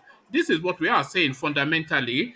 And where we are identifying the fault lines are in all of these things down that are emerging into the public space, where a local government chairman gets a personal assistant, another assistant, a domestic staff, maintenance for vehicles, etc., accommodation allowance, newspaper allowance, EFTA code for being just a gluttonous feast of unaccountable, packages and emoluments, just generally robbing the place. Okay, can I respond to that? continue my? Please, let me just Can I respond to that. continue my? Please, let me respond to that. What you just said and what Ola said, I totally agree. Those are the problems. I agree totally. Guess what? I am tired of discussing problem. Solution. This thing you just described. Yeah, but what is your solution? The structure you described is us. We should stop saying Nigeria. It is the constitution. It is not us. It is the constitution. The Nigeria. What is no? Let me finish. What is Nigeria? Nigeria is me and you. No, Nigeria is not you and I. This is the problem. What? No. But that is where you get it wrong. Nigeria no, is not what is Nigeria then? Nigeria is the constitution. No, but is that not where the fight? You are oversimplifying this problem. Yes. Hold on, Ola. Let Ajanle Koko just land his point. I think engineer wants to leave also. We need to hear from him as well. So Ajanle Koko land. Let's hear from engineer, and then we'll go to Ola and do the rounds. Yes, what engineer want to say? Okay, go on then. Okay. As I was saying, you see, those salary or the pay for the local government chairman that you mentioned, that is official. The one that is not official, the ticket they give to market women, to other cadre, and some of the other things, that one is just a free money too that they get by the side. Just to interrupt, Koko, remember that story we were doing about the road transport, their budget of 123 billion annually. Yes. You know, a lot of it is from those tickets that they buy from these local governments and then sell on to the. The local government chairmen are involved in those things at their own local government area. They have their own ticket that they give to market women, to okadas, to transporters. So they have their boys giving those tickets that generate revenue for them, officially and unofficially. So, you see, that country is just the structure and the physical commission, or what did they what's their name called? That one that fiscal remunerations and fiscal remuneration stuff. Yeah. What they have done havoc to that country with the pay package for all the politicians. And it's almost impossible to review it now, because for them to review it, they have to pass it through Senate. Now, it's never going to be possible. You should sign letter that they should cut your salary. Nobody will do that. So it's never going to be possible. It's never, but rather it will. They will review it upward. There's no way they can cut it down. So it's look at that amount that's paid to local government chairman and medical doctors are not are earning peanuts. Out on the streets demonstrating. Look at that. Out on the street. Is that a country that is trying to develop their potential? Agberos, most of these local government chairmen are school starts. Some of them are not, they are thugs. Some of them are thugs. But because they are thugs in their locality and they rig election to their godfather in the state, that is why they were appointed, they were nominated to be the flag bearer. And because their party is popular in the state, surely they will win the election. And thugs will be the local government chairman of the state. Local government chairman, what do you expect him to do? He's there to loot money and not to do anything. This is why a lot of people believe Sowore being the leader of that thought that the entire Nigerian space is a crime scene. Yes, a crime scene. Nigeria is a crime scene. Another problem we have there is that, look, in the 90s, when we had that SDP and NRC, the local government was actually functioning very well. You can really see what they are doing. You can feel their impact in their community because their autonomy was respected then. You know, we had this. Look at the difference. Look at the. I want you guys to listen now. Look at the difference between military rule, democracy under military rule, and democracy under civilian civilian rule. Democracy under military rule, under Babangida, functioned very well. The local government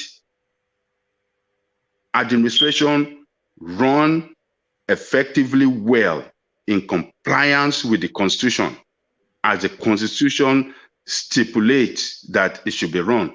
That was the way it was run. The local government was providing, they had transportation, they have buses around Lagos State. You can see Lagos Island government, local government buses. You can see Mushin local government buses. You can see Ikeja all over the state, everywhere. The state government has their own transport buses as well.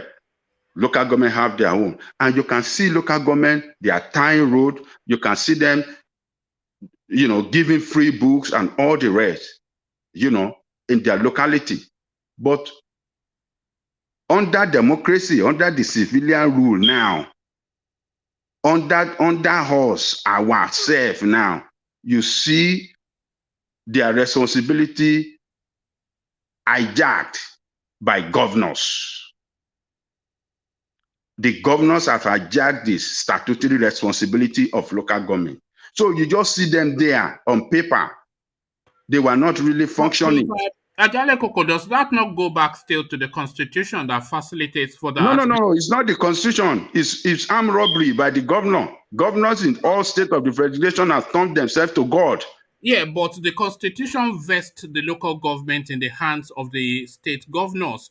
And the state governors, of course, do as they are. You've heard instances of state governors just sacking all the local government chairmen just at will, just slashing their budget and giving them what they like, all because, of course, the authority over them is vested within the state. So this is why that argument continues to persist. That they should be autonomous of the state government and get their monies directly from the central pool. Yeah. So look, are we really practicing democracy when local government cannot function? But it functioned well under the military when Babangida was there. And we have civilian at the helm of affairs. We elected them. Civilian at the helm of affairs in local government. And they run well. But the constitution they brought now, which is a fraudulent constitution, look what he has done. He gave all the power to the governor. The governors just, you know, don't respect the autonomy. There's no even autonomy for the local government. So local government cannot function. I mean, they are not functioning. They are just there. And those guys are there just to collect money and use their talks to terrorize and extort money from people. And that's it. But when it comes to the real functioning of, you know, building, constructing road, building schools, and all the rest of the stuff, they don't do it. Even the salary of workers, which they used to pay, salary of the teachers, which they used to pay, is the state government they took it from them. So what is the purpose? They were just there just to make money and send some feedback to the boss, to the godfather, because from the 10 million and what did you say that they make every month, they have to send some amount home on monthly basis. They are paying subscription to Godfather. Otherwise, they'll be taken out from there. They'll be taken out from there. They give subscription. They are paying subscription. They are paying it to them, to their Godfather, to the governor, every month, for them to continue staying there. All right. Thank you, I mean, Ajali. that system is a sham, man. Thank you, Ajali Koko. Just because of pressure of time, stay with us just for as long as you can, and don't leave before you speak again. So if you do have to leave, let me know so I can just bring you in to have a final word. But let's go quickly to engineer, who might not be able to stay with us for that long. So he just has with your permission, Ola, I know you had been waiting longer, but I think engineer is in a hurry to get on with it. But engineer, to you, you know what the talking points are? We were talking about the Igboho situation. His lawyers saying that all these people canvassing for money on his behalf are doing that of their own will, and is cautioning people not to pay to that space.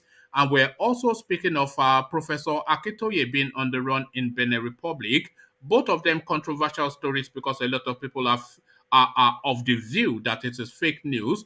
But one of those items coming from Punch newspaper, so I am pinning my colors to that mast until I learn to the contrary. But what is less controversial but equally alarming is the jumbo pay package of the local government chairman. So to all of those quickly, engineer, good to see you. Yeah, good to see you, one man. Happy Sunday to everyone. Same to you. Yeah, I'm just rushing out. I need to go get something for my daughter before the shop will be closed. Basically, just a quick one regarding Igbohu's lawyer. To be honest, when you come to reality, I keep saying it. Igbohu issue, he just need a prayer. That's it. Lawyer can take money, but they can double pay lawyer money, and you end up fumbling there. That's just the truth.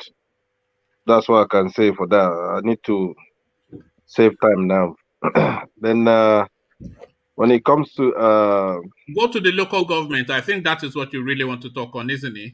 yeah, You know, yeah, the shops close in half an hour, so yeah. yeah.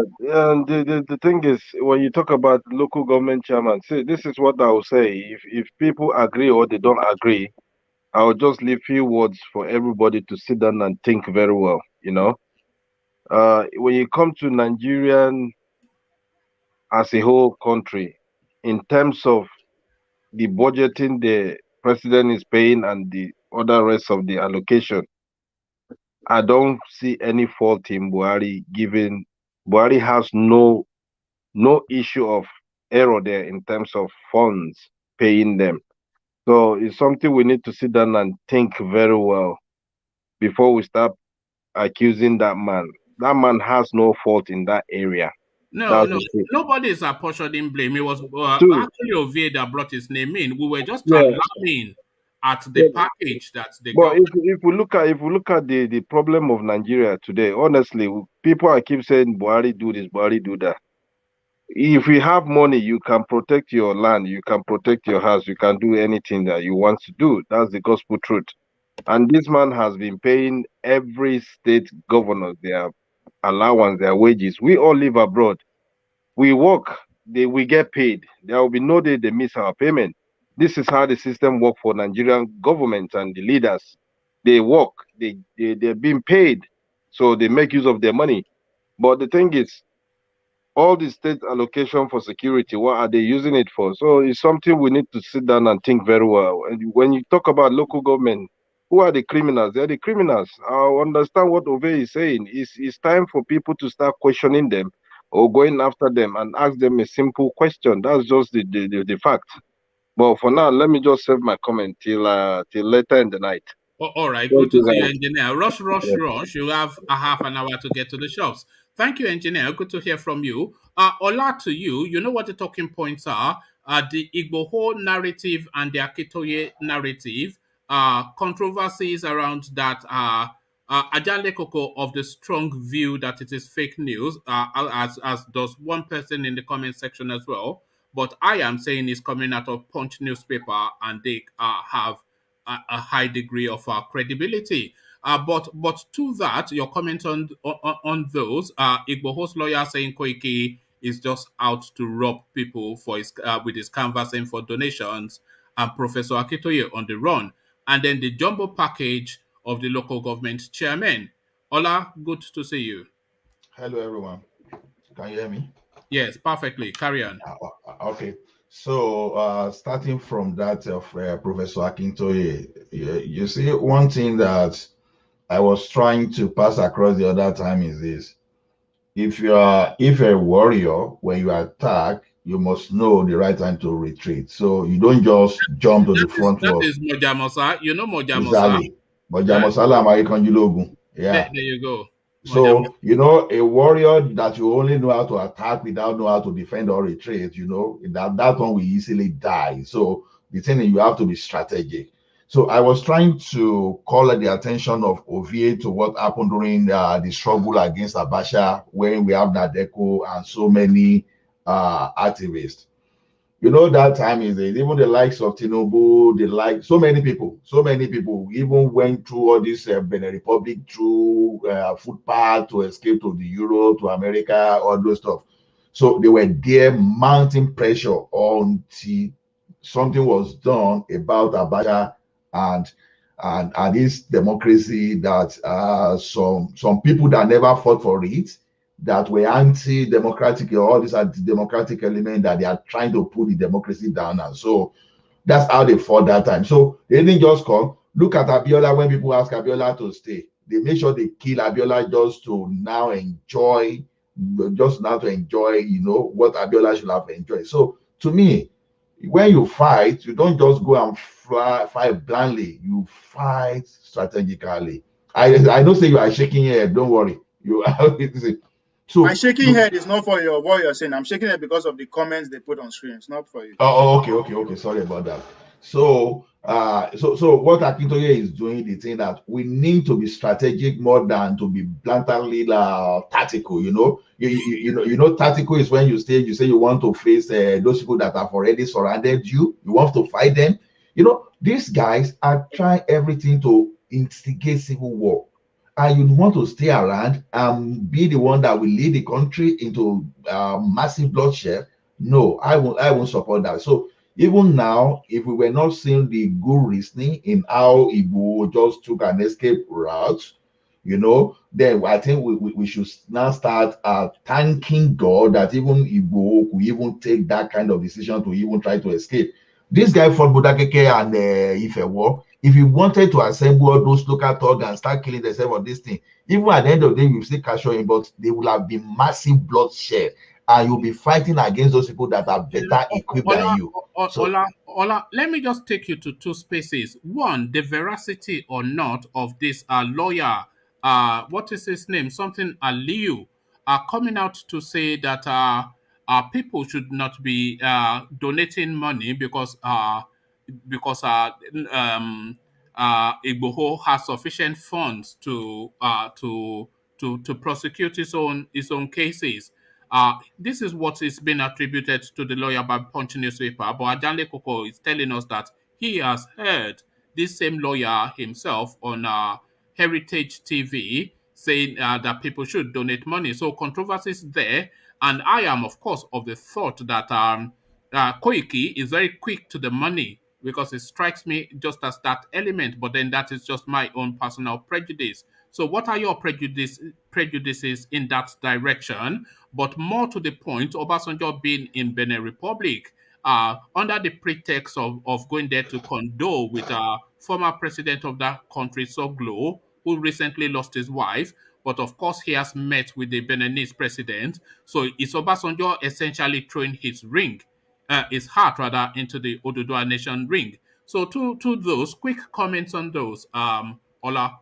On Koiki Media, the problem I've identified with some of the agitators, especially the media people, is when it comes to money is going to be a serious catalyst to them fighting against one another.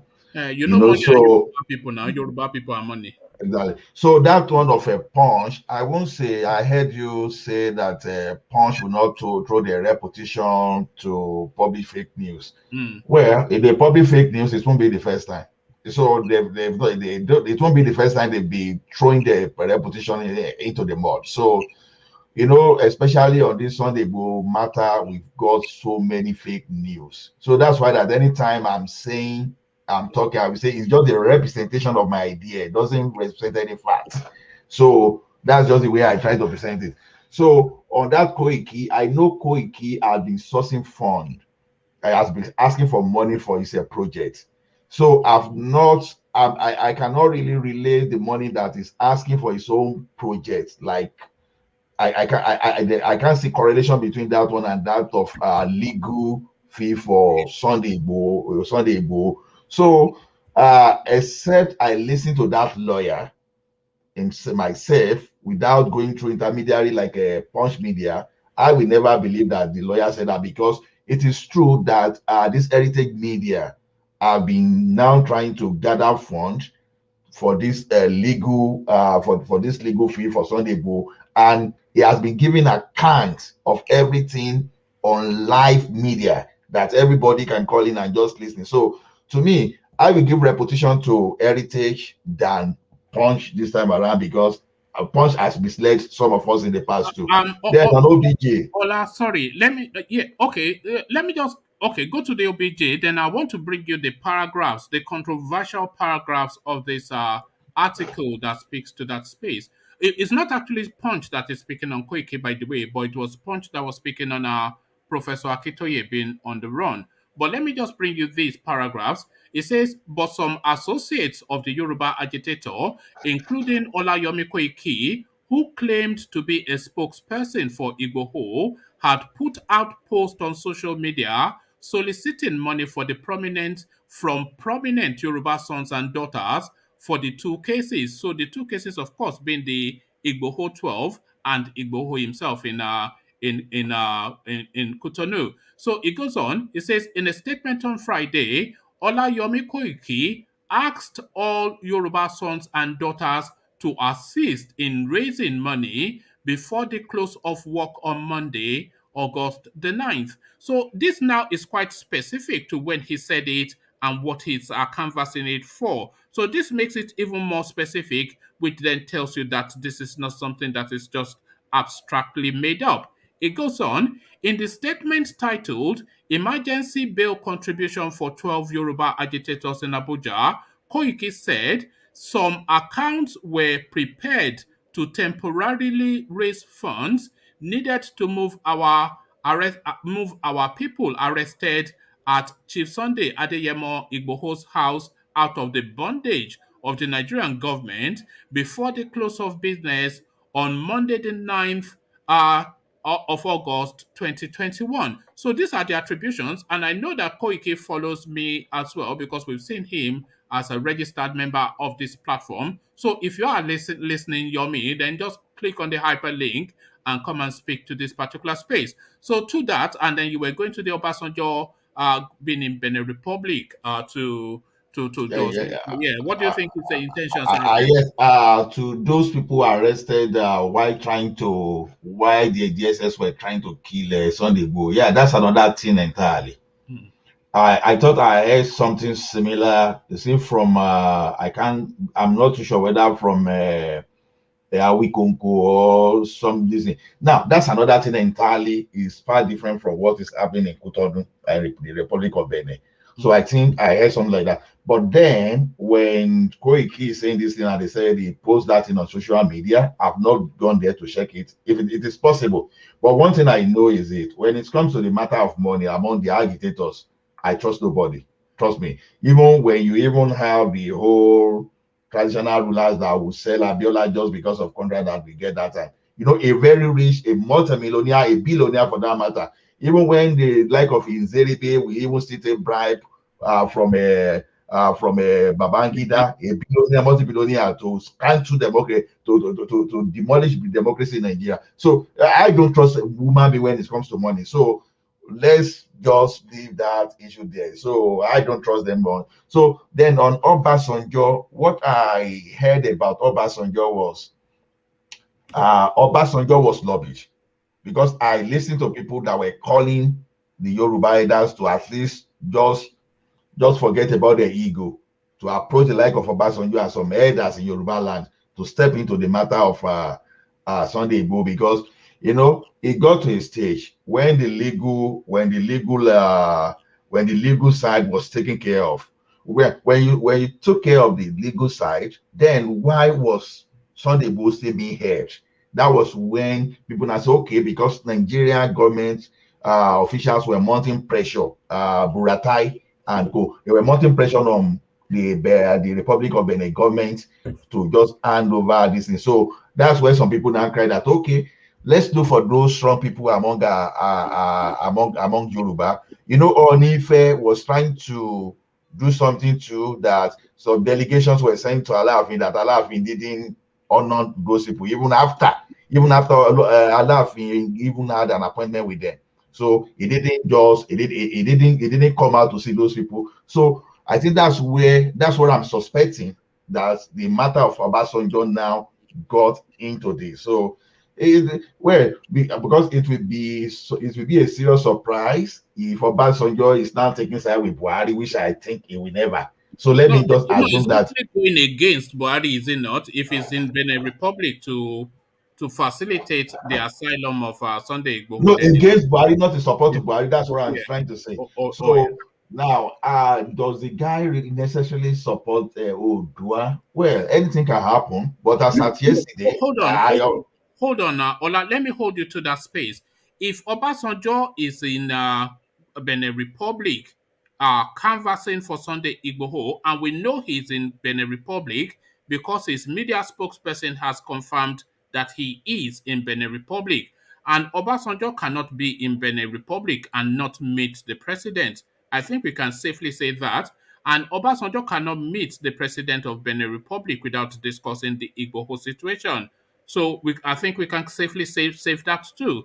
So if we can safely make those assumptions, then we can leap from those assumptions to assume that his main purpose in Benin Republic is the Igboho matter. So if he has gone to Benin Republic to go and discuss the asylum of Igboho, then that is essentially him declaring for Oduduwa Nation, because Oduduwa Nation, of course, is what Igboho is all about. So would you uh, uh, would you agree with that that? can be That am I no, reading that can be two different projects. it right? Fighting for a freedom, fighting for someone to have to protect someone who has been expressing his fundamental human rights is different from supporting his cause. Just like Femi Falana will say that, in as much that he will not support balkanization of Nigeria, it does not mean that those people clamoring for that should be killed or should be silent. You should rather listen to them and ask them what's the problem. That's why I say, okay, look at this, our super tailor now, for example. Super tailor that FBI is in Nigeria. Some lawyers say, good, this guy has committed a crime, right? But the fact that they've committed a crime doesn't mean that Nigeria should now commit another crime by disobeying the law of the land and just hand him over like that. So two different things entirely. Are they saying they should not punish Buhari, for example? No, they're not saying that, but follow the legal process so that don't set bad precedents. So precedents. So that's exactly what I say. So Obasanjo negotiating, so asking, trying to protest Sunday Igboho has nothing to do with Oduduwa Nation. I'm not saying he cannot support tomorrow, but as I speak to now, it's a totally different thing entirely. So to me, not until another event unfold later, but as at yesterday that I know, the like of Obasanjo, the like of Falana, the like of even Wole Soyinka, they are not engaging for Oduduwa. So those are the All things right, but that's the thing I say. you know that they've sent Yinka Odumakin to go and canvass them to get them on board. The Oni of Ife has formed this Yoruba think tank to come up with a Yoruba strategy for the Nigerian situation, a Yoruba position, and they are going around soliciting opinions. And some of the people rather that they're romancing are people like Shoyinka and of course Obasanjo, but that's a different thing. Let's go to the local government jumbo package. So your quick thoughts on that, Yes. so that I'll go to Ayo and then we start rounding off. Yes, So quick thoughts that's where the again. war is now. When we talk of Buhari, we talk of Buhari because it's at the top of the pyramid. Like I used to analyze to people is, whenever you want to solve this type of problem, you use wholesale solution. You don't use retail. Retail was what Ovie was suggesting the other time, and the wholesale is what we need. That's what we talk about constitution. Now look at this. I keep explaining to people in IT if they care to listen. You have a data center and you just like server client relationship. You have a data center. Let's say Google has this thing, and you have a million of machine connected to that thing. If the machine at the central server get virus, it can send the virus to all other machines. Now you start asking people that to say, oh, treat your machine, eliminate your virus. You are forgetting that this virus is coming from that major machine. Now, how do you eliminate that virus? You treat that virus, you kill that virus from the central there. When you kill the virus from the central, automatically it's going to kill all those ones that sent to all those other millions of clients. What am I saying in this thing? This is the fundamental issue we are missing. When you have a constitution that put the control of administration of the local government under the governor, and these guys will be the one to conduct election, like my municipal election now is a local government that answers it. Why will you ask the state government to be having election and state for this thing? Why will you ask the federal government to be state government to be helping the local government to generate the revenue? So what we are saying is this: give all these local governments the exclusive power to be able to deal with their affairs, do your election on your own. All resources, have the allocation, the boundary of resources that you can use to generate a revenue. Give it to them without sending all those kind of money to one kind of a fraudulent central purse. So you take the control, because the problem in Nigeria is this: there are two levels of control in Nigeria. The person that is handling the military and those people that is handling your revenue. Those are the manipulative tools. So once those things are those are the things that the central is using. Now, with the central, we give money that can only barely allow the local government to pay salary of the workers. All those things they used to do those days when they used to have tractors to grade to grade road whenever the roads were bad, or all those tractors for farming, the local government could no longer afford that. This is the same local government that used to pay worker salary before. Can they do that now? They can't, because everything now is now. Look at it this way: if you go to local government today and you bring one good initiative to generate revenue, just give that a maximum of 3 to 4 years. The state government will find a way to hijack it. Those are the things that we are talking about. Because of the power vested in all this, the level of authority, these people, So essentially, the local government should have a bit more, if not a lot more, autonomy. This is essentially what we're saying. Exactly. So tackle the constitution. Why is Buhari name keeps coming out? Is this because is at the top of that leadership? Look at APC manifesto. Will you say that thing is not a very beautiful manifesto? One of the best that could have even performed better than what Awolowo did in the past. But you know what? You handed it over to only one person control it. Buhari just said, I put those kind of things in my archive and start pursuing his agenda. And you know one thing, everybody, the type of politician we have in Nigeria, they only need money. Now, you and I, for example, that maybe we have cooled, that maybe we've invested so much in our career, cannot go there. That's why you find a thug that can carry cutlass and do all those things, will kill anybody. Thug doesn't know how to mobilize, or he can only wrestle money out of you, this thing. Now, how will you want me under this type of constitutional to then go to my local government and say I want to become the local government chairman when everything I need to is not within my capacity? If I try to generate revenue, the governor of the state, they are taking from me. So we need to restructure and state all these things clearly. If you even need the local government police to even enforce our policy and do the right thing, let's do that. Those are the things we are saying. So if you are saying if you are saying we should now be shouting at our local government chairman, it's not going to work, because already they don't even have that capacity. Apart from the mental capacity, they don't even have the financial resources, because all those things have been stolen away from them. So we need all those power, all those autonomy to be restored to the level of governments in Nigeria. That's the wholesale problem I'm talking about, not running after an individual. Individual you see there that are not performing, they are just symptoms. They are symptoms of the problem of the country, not the real problem. Go to the root cause and eliminate. The question, for example, why will you be creating several thousand of local government today, for example? It's just because of money. Why will someone want to stay there for life? It's because of money. Hold on, Ola. Creating more local governments is not necessarily a bad thing because it's bringing governance closer to the people.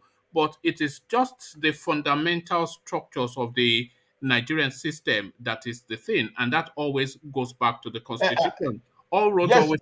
one man, you are correct. You are Right. correct. But the propensity, what was the underlying factor that people see one more state now? Why did they want more state? They want to share from the national cake. It's all Yes, I about was actually sharing. going to bring you that. They wanted 20 more states.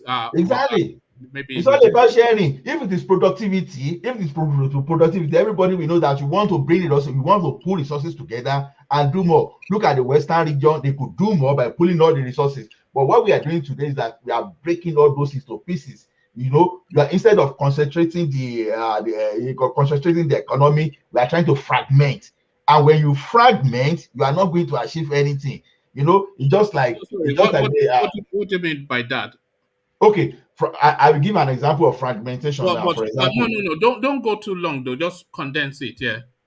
For example, now concentration, for example, is that if you want to buy anything now, no, I know what it means, but how does it apply in this particular instance? Because you're saying concentration, and people are saying devolution. Devolution necessarily means deconcentrate. That means to dilute. No, not such of concentration. I mean, like instead of breaking all these states into pieces, just for people to have benefit of money, concentrate. You want to concentrate in the maybe regional system. No. You are looking at it. There are two strands to what you are saying. What you are saying is an offshoot of the system that we have in place, but breaking the nation into ways that brings governance closer to the people is fundamentally right. So, Kaduna State, for instance, that's the size of 3 states normally. And if you break Kaduna State up into 3 states, then you would bring governance closer to the people, and people will feel the impact of governance more. Is that creating more opportunities for people to loot? Yes, because of the way Nigeria runs things. But is it fundamentally the right thing to do to bring governance closer to the people? Yes, because those states are too big to manage. In Oyo State, for instance, they are agitating. The proposal at the Senate now is to have an Ibadan state, for Ibadan to be a standalone state, and then the rest of the Oyo State be cut off it. So there is that's just my own reasoning. That's Can not. I interject 1 minute? I know that I've confused you. I know that I've confused you. Can I interject 1 minute? You've not confused me, but I just don't agree with what you said. That's why I've confused you. No, sorry, let Ola land. You interject, and then Ayo has not. You see what I mean is this: instead of creating state, you now multiply all those bureaucracy. That's what I mean, that you are fragmenting. Now you can have like Western region, for example, now, and instead of creating so many states, you give to local government instead. You don't repeat the bureaucracy at the center, having maybe 12 senators, having maybe 20 honorables, 30 commissioners, all those things. No, you have the central. Maybe you just have like the normal regular, let's say 10 commissioner, your normal governor. Then you now go to local government council. Instead of creating state within the region, you let the local government council manage themselves so that you reduce the bureaucracy. You reduce the bureaucracy, the number of employees, those people you want to employ that will be hitting up the government fund up. So what I'm saying is this: instead of creating so many states, choice of what you call it bureaucracy, I call it administration. Exactly. Yeah. So if you don't call it bureaucracy and you call it administration, then it has a better coloration, does it not? Because I agree. Administration closer. But let's hear from Ajale Koko. No, sorry. Let me quickly address Baker. Baker, see, you said governance is not information technology. I think you are missing the important thing there. Information technology is governed by policy. It's governed by policy.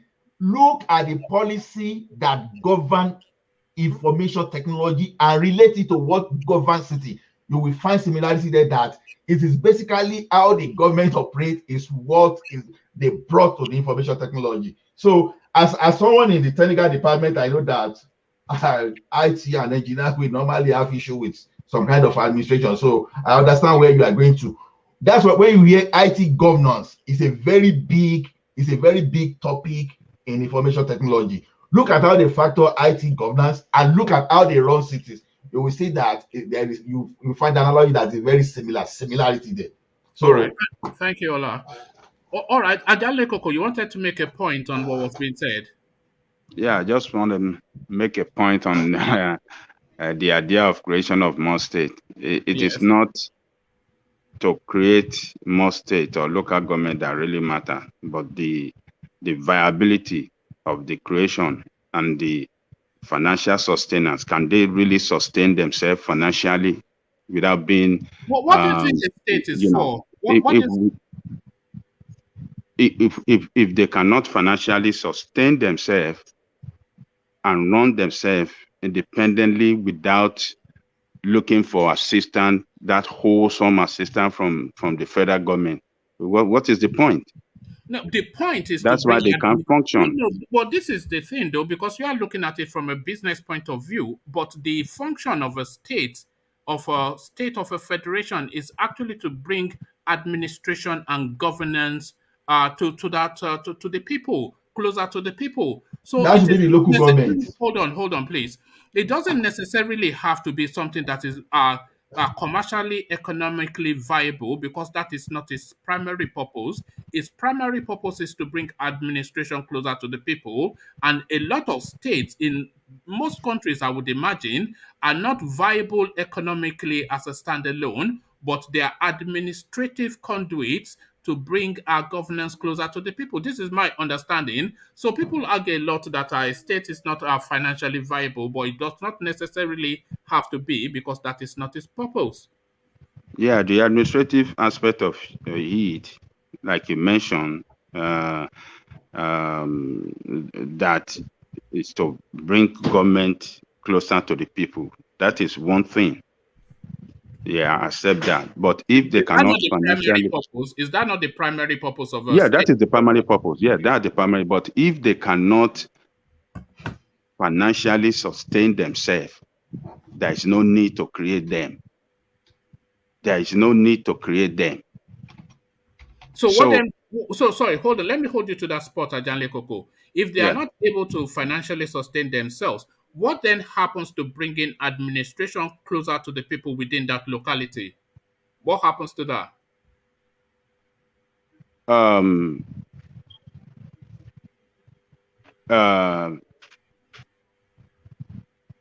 Look, both of them goes together.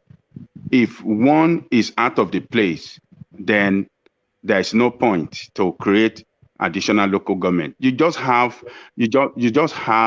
maybe an administrator in place there that will not go up, will not have that bureaucracy, that channels of administrators, or what do you call it, personnel that be gulping money and stuff like that. You can have administrator, that can oversee the affairs in that divisional area of the state, and can coordinate with the state how to make things work in that. But to have a functioning government where it is not financially sustainable, a functioning government, it carries a lot of weight. You have government in place, so there's so much to pay for, there's so much to do. So if they don't have that financial sustainability, you don't let it happen, because they're going to be if they cannot financially sustain themselves, then they're going to be dependent on the bigger power. And that bigger power will not let them function. It have to manipulate the affairs there, which is not good for administration at that lower level. Administration at the lower level must be independent on their own and do things according to the way their own people at the grassroots people want it, and not depend on the bigger from above. All right, thank you, Ajanle Koko. I disagree with you, but because of the pressure of time, I'll let it go. But I'll pick you up on it in another session. Let's go quickly now to Ayo, who has been patiently waiting for his turn. Ayo, good to have you. We've not seen you for a while. You know what Yeah, the talking points are. Let me just give you the headlines quickly. sure. IGBOHO'S lawyer counters Koiki over request for donation. So Koiki 419 in the space was my headline, which seems to jar with some people. FFG, federal government plot Akintoye's arrest. So the prof on the run, Ajale Koko dismissing that as fake news. And Nigerian local government chairmen's jumbo package. So that again, we're in that space again. The Awuf, that is the Nigerian governance system. Ayo, good to see you. Yeah, hi guys. It's good to be here. It's good to once again hear you guys talk about issues that are important to most of us, whether we're sort of like back home or in the diaspora. And you guys are definitely the format has definitely improved significantly. Good job, one man.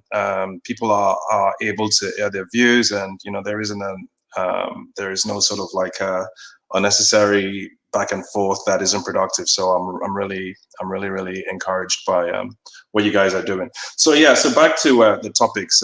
Koiki, I think I think his intentions are honorable. I don't know him personally. I have tuned into his shows every now and then. The thing is, money is needed to mount a defense. So I suppose the question is, well, how are we going to source, or how is this money going to be sourced? I don't think anyone is contesting the fact that him and Igboho had a close relationship, and he was Igboho's spokesman for a very long period of time. So it would just make sense that he would, if necessary, raise funds for Igboho. Now, sure, just based on how we are as a people and the fact that no one trusts anyone with money, it would be highly unusual for people not to speculate that he is trying to raise money for his own good. That's understandable. But I don't know that Igboho's lawyer said anything that forcefully to discount what Koiki claims he needs the money for. To be honest, I think at this point I would rather go with Koiki's word over Igboho's lawyer, which may sound ridiculous, but they have just been on the same page for a pretty long time. So I suppose that's what I have to say about that. I don't know the exact trajectory of where he's intending to apply these funds, but it would just make sense that they would need money to mount their legal defense.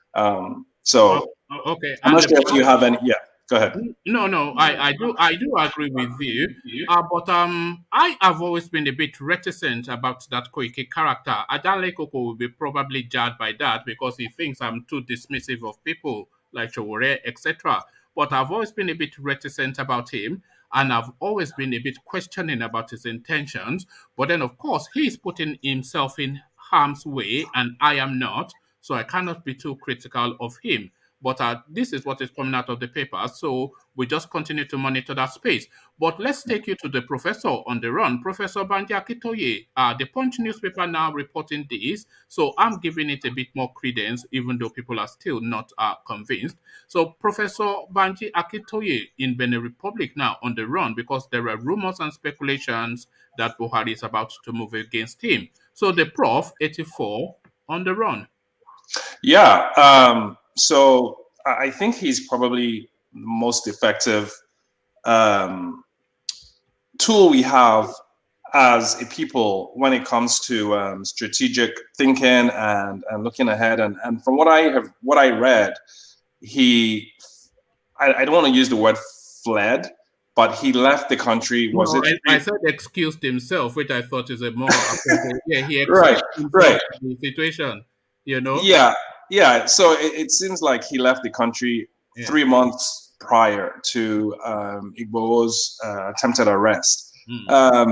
He's just too important to the struggle, and I completely agree. I think it was Ajani Koko, was it Ola, who said that you can't just continually fight, at some point you got to strategically retreat. And I think that's likely what he's doing. I think he's too important to the struggle. Both him, he's the even if there are brains behind, or there are other think tanks that are coming up with strategies. I think he is the representation of the intellectual aspect of the struggle. So him being captured or him being detained by Buhari's illegal, policemen or whatnot would be a huge blow to the Yoruba people, in my opinion. Ovie is insisting that he should rush headlong into a bullet. This is what Ovie will have. No. That isn't his style, and that isn't his style. And there's one thing Akintoye has always said: what he's doing or what he's agitating for is. What is very heavy. Well, that's what you said. I should not have run. Right. But what he's doing is he's not doing anything illegal. He's not trying to secede. I know we've had this conversation in the past. He is for self-determination, which is legal everywhere in the world. And no one can tell you that, sure, governments may not like it, but it's legal as an ethnic group to self-determine. There's just nothing wrong with that. So, him removing himself from the Nigerian space makes sense because, first of all, before you can even begin to negotiate or have meaningful conversations in any given space, there needs to be a rule of law. There's no rule of law in Nigeria. I think we can all accept that. Chances are he'll be gunned down or he'll be killed and detained. He's an old guy. He's obviously very frail, even though his mind is still in tip-top shape. And nothing will happen. So yes, I'm hoping it's not fake news. I'm hoping he actually is in Benin Republic or somewhere else, because it doesn't matter. He doesn't need to be on ground in Nigeria for him to apply his mental fortitude in this struggle. Okay, and to the jumbo pay of the local government chairman, alarming though not surprising, because we've been here before, from the Senate to the presidency, all the way through the governors. We're just alarming at the pension packages of the Lagos State space.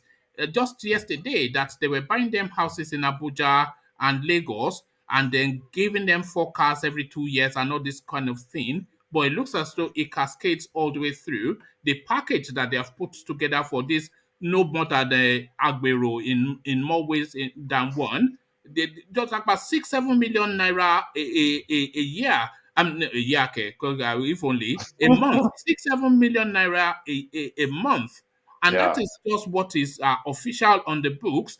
Double that, of course, with all the outside betting, and it's just that Awuf, just official looting is just it's almost unbearable sometimes when you read these things.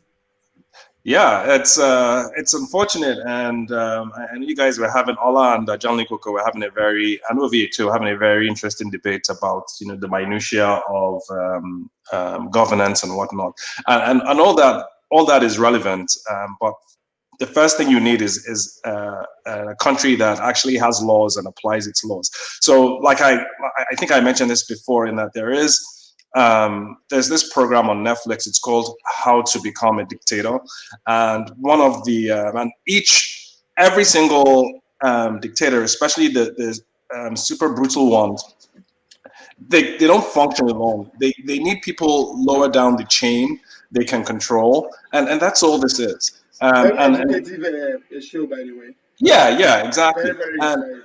Yeah, and how you control these people is you give them a ton of money, and that's exactly what's going on here. So as far as Nigeria goes, and it's just heartbreaking. It really is, because that country has so much potential.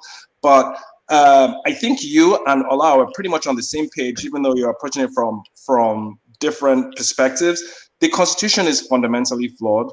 And it doesn't matter what or who you put in power, as long as everything flows from the center.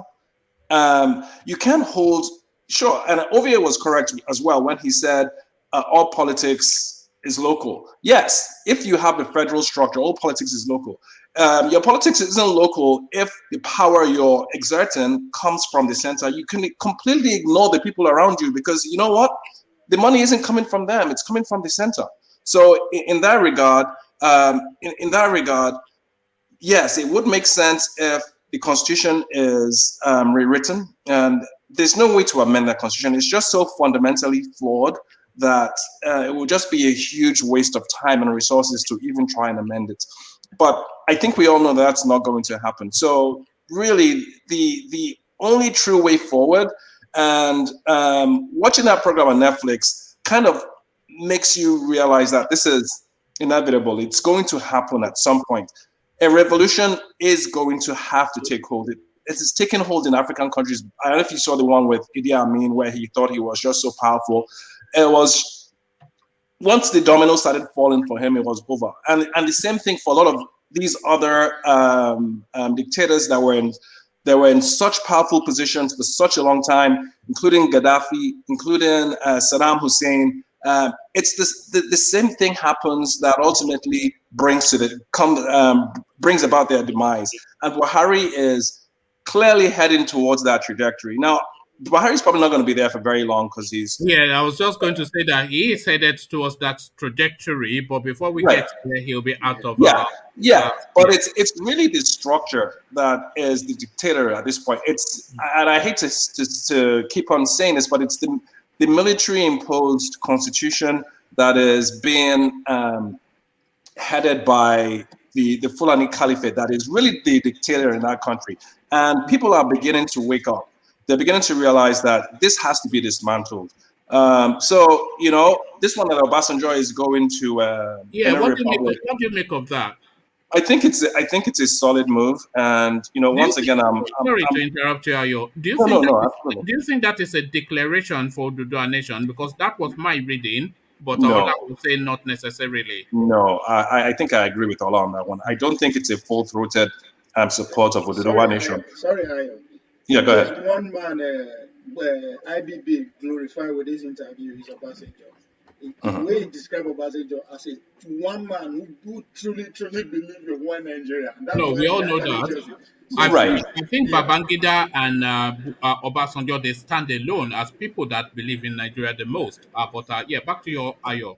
Yeah. So I don't think his attempt to, and I think we can safely say, just like you mentioned, that he's there to act on behalf of Igboho. I think, who was it? Was it Ola Ajalikoko that said the Oni of Ife had commissioned a think tank, and you know they came up with different strategies. The Oni Caucus is called it, the Oni Caucus, but right, not necessarily, but just to come up with a Yoruba position within the Nigerian equation.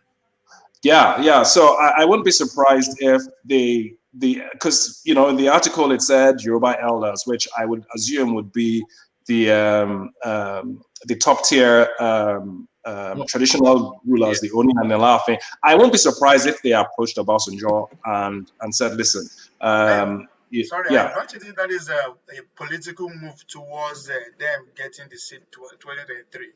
Don't you see it that way? Well, yeah, I suppose I don't know that it's about 2023. I think it's a way to maintain the respect of their people. I think Yoruba leaders understand that for them to have real power over their people, they need to have the buy-in from their people. Yorubas love the Oni of Ife. I think there are a lot of Yoruba elders that are in really good standing with the Yoruba masses, and that's probably more powerful than the kind of method Tinubu is using, where he's just, you know, he has all these thugs around him. No one likes Tinubu. No one respects him in Yoruba land. And no one is going to reach out to him to do anything. Ultimately, what's going to happen is Tinubu's power is going to fade, and the Yoruba leaders that have marshaled the support of their people are going to have a longer lasting effect and a longer lasting influence over the Yorubas at large, in my opinion. So yeah, I think Obasanjo going there is a good move. I think he's probably the only Yoruba leader, whether we like him or not. He's the only Yoruba leader that has international clout. So him actually going there is huge. And not to mention that he doesn't like Buhari, and Buhari was a junior officer when he was, in the military. I mean, there's all sorts of both psychological and real power play. Real powers at play. So we'll see. We'll see what happens. But I think it's encouraging. I think ultimately we need to be looking at what the end goal is. The end goal is we need to protect Igboho and we need to protect Akintoye. Nothing else really matters. Whether the Nigerian government think they've succeeded or they've put them in exile, these guys don't know. They don't need to be in the Nigerian space for them to effect their leadership on the people. So we'll see. But I strongly believe sooner than later, something is going to give. There's going to need to be some sort of revolution. And would you say that is more sooner than later now? Because the momentum is getting up towards a crescendo now. It's just the stakes are heightening, and the players are getting bigger and bigger. We have the Ooni of Ife in play now. We have Obasanjo in play. We have the Alaafin of Oyo in play. We have the Sultan of Sokoto in play. So something now, because we are now, all the big guns are now in play now. So something has to give way in some form. Yeah, I think so. I mean, when you have a group that is openly trying to threaten your people, openly trying to criminalize the respected people in your community, let's forget about Igboho, but at least Akintoye, you have to sort of like take a stand. And these guys are maybe not in a full-throated way, but they're beginning to show their support overall for their people. Now, Tinubu is silent. I understand he's in hospital in London or somewhere. I don't know. Cares. Ovie was just pointing out that isn't it fortuitous that Tinubu just happens to be in hospital in London just at exactly the same time as Buhari. Yeah, exactly. He's not going anywhere. His tactics will not work in Yoruba land. Maybe that sort of like aggressive posture and fear mongering or whatever. Maybe it may be effective in the north. It's not going to work in Yoruba land. I think he knows that. So I suppose it remains to be seen how things are going to play out. But regardless of what happens, I think Akintoye needs to be protected. Igboho needs to be protected. It seems like the international community is slowly coming around. I saw something about the U.S. government, putting or blocking further sales of any weaponry to the Nigerian government because of human rights abuses. It seems like just to add to that space for you, Ayo, there's a provision in the you're in the American system. There's a provision in America called the Leahy, I don't know, the Leahy law, Leahy. Senator Leahy, and that says that they cannot sell weaponry to an administration that is known for human rights abuse. So what the IPOB movement have done is they have gone to America to institute legal proceedings under that law to prevent America from sending further all those Tucano fighter jets that they sent, to send it further. So with that legal case being instituted, that hopefully then will put a pause on sending further, armory, because of course, America is a rule of law country. So that is what that space is. Yeah. So and it seems like it's beginning to gain traction because I did read I think it was a US publication somewhere online where that is being considered, and it definitely seems like they're going to investigate a little further and then make a determination as to whether they should still sell weapons to Nigeria or not. And I mean, you don't really need to investigate too deep to see the blatant human abuse that's taking place in Nigeria, especially within the southeast. And we may even argue in the northwest as well, in Kaduna, where those Christians are being slaughtered left and right because of their belligerent governor. So I don't know. It's I suppose it remains to be seen. Interesting times, and we'll see how things play out. But I think it seems like things are lining up against Buhari's intention. We're not even talking about headsmen, killing people like as much as they used to, because I think they've somewhat retreated. Whatever agenda he thought he could push through because he was in power is obviously not paying off. Now he's... Sorry, there's just an headline now that says over 600 Boko Haram has surrendered to military due to hunger in their camp. We're always hearing that. And diseases in their camp. So they part of that headline, just to speak to what you're speaking to, Vie, part of that headline included one of the Chibok girls who was married to or farmed off, forcefully betrothed to one of those Boko Harams. So she was part of that surrendered people, and she then has been now reunited with her family. No doubt with a child or two from the terrorists. So that is just... Sorry, Ola, I know you will laugh at this. The military are actually taking credit for that is due to their engagement and their force that make them to surrender. No, you don't have to laugh at that, because they are bombarding that Sambisa forest with airstrikes. So yeah, I mean, well, I don't know. Anything that comes out of that space just is questionable. So probably in a couple of weeks, we will hear that, the 600 Boko Haram members have been rehabilitated and they have been absorbed into Nigerian army. Just watch. the usual stuff. It's catch and release. It's a bit like going to the catch and release. And they say they are not Nigerians, so... Imagine. Yeah, I know. Yeah, they're definitely probably gonna. They're probably already training with the Nigerian army, and they're already. It's funny because if this country has to move forward, the next president, if ever we have one that is well-meaning, has to completely fire almost every single northerner for us to have a credible military. Because you don't know if there's you know what I think. What be that to maybe it's war, but that's the only way forward. I mean, seriously, it's crazy. I mean, those guys they've absorbed so many terrorists. You don't know who is who anymore. No, they need to start. Not just the Nigerian military, by the way, the Nigerian police. They need to sack half, recruit them again, and completely retrain. Everybody needs retraining within the Nigerian structure, because I don't even think they were even trained in the first instance, just from the way we see them demonstrate. But thank you, Ayo, for reasons of pressure of time. So I'm going to clear the deck off everybody and just leave Bia to have the final word. Hopefully you guys will reconvene when we convene again. Good to hear from Ayo again. Always good to actually I clear everybody bar Ajanle Koko and then Bia. So thank you everyone. Ovie, everybody, Ayo. So Bia, good to have you. So your thoughts on the talking points. I was just about to round off when you came in. So Bia, to you. Okay. What are the talking points, please?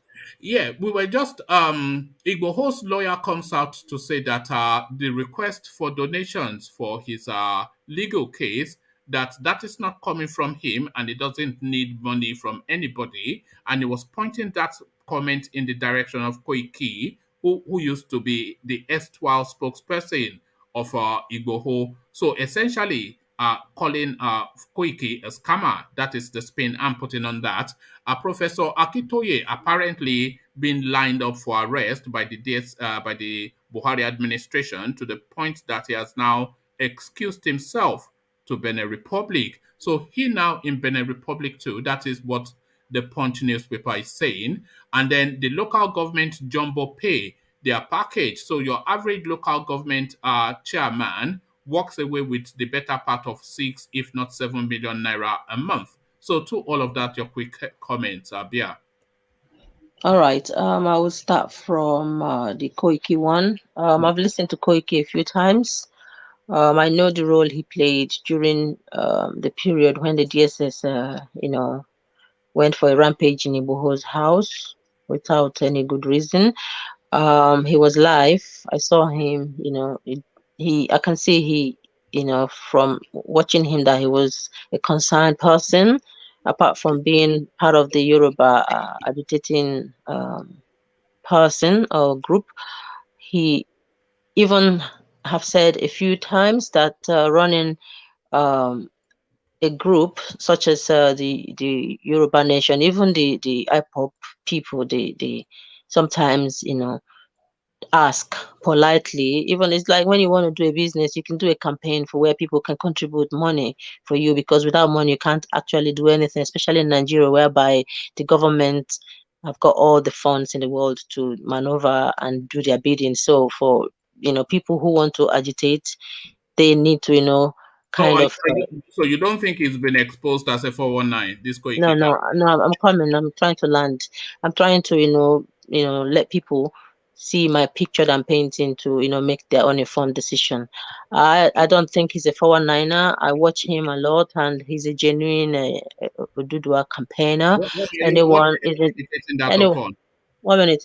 Everyone is entitled to their opinions. I believe in facts.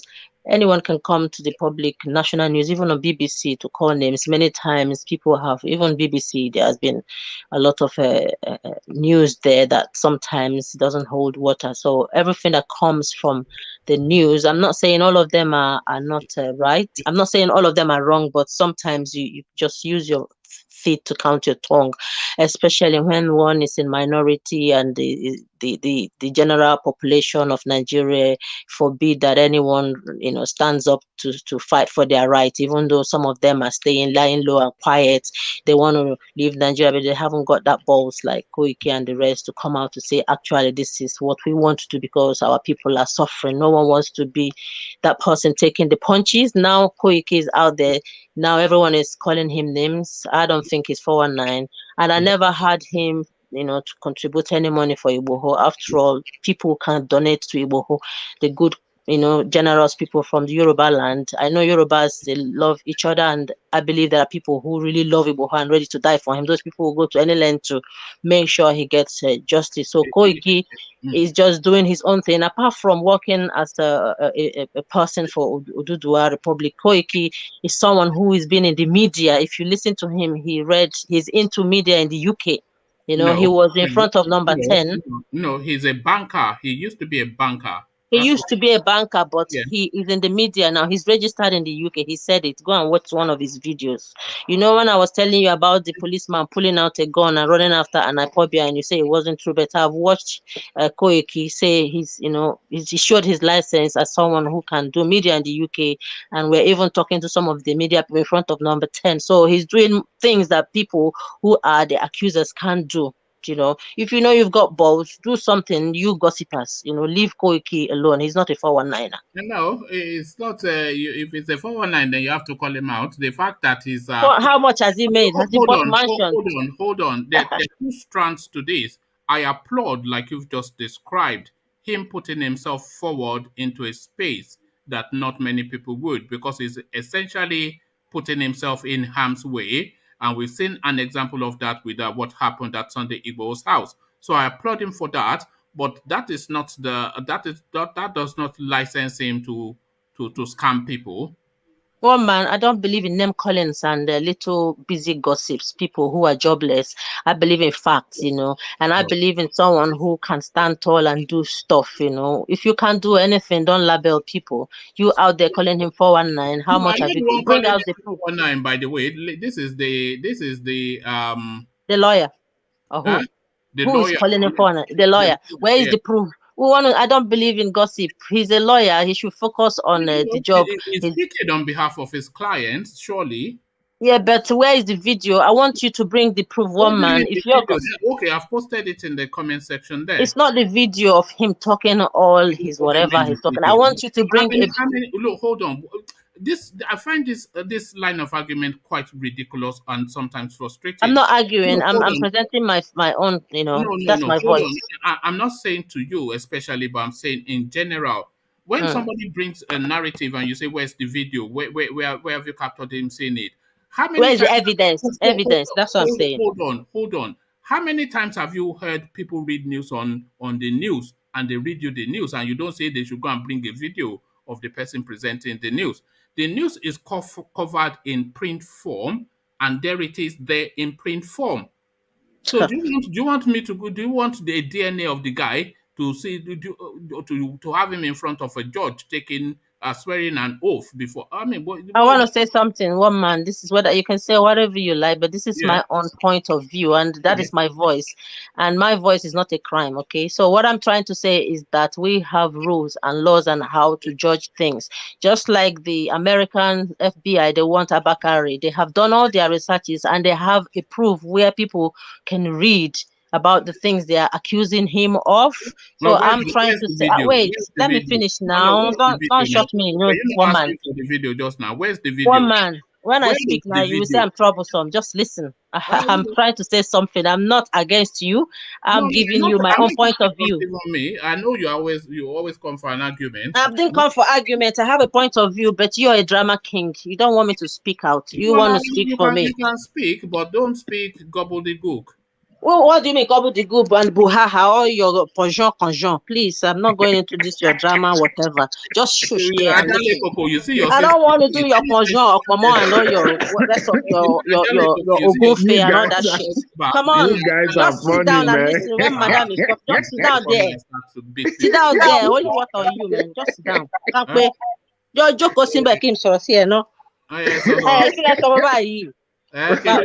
Bàbá Tóyìn. Oh, oh, See, oh, listen to me, Baba husband, Tóyìn.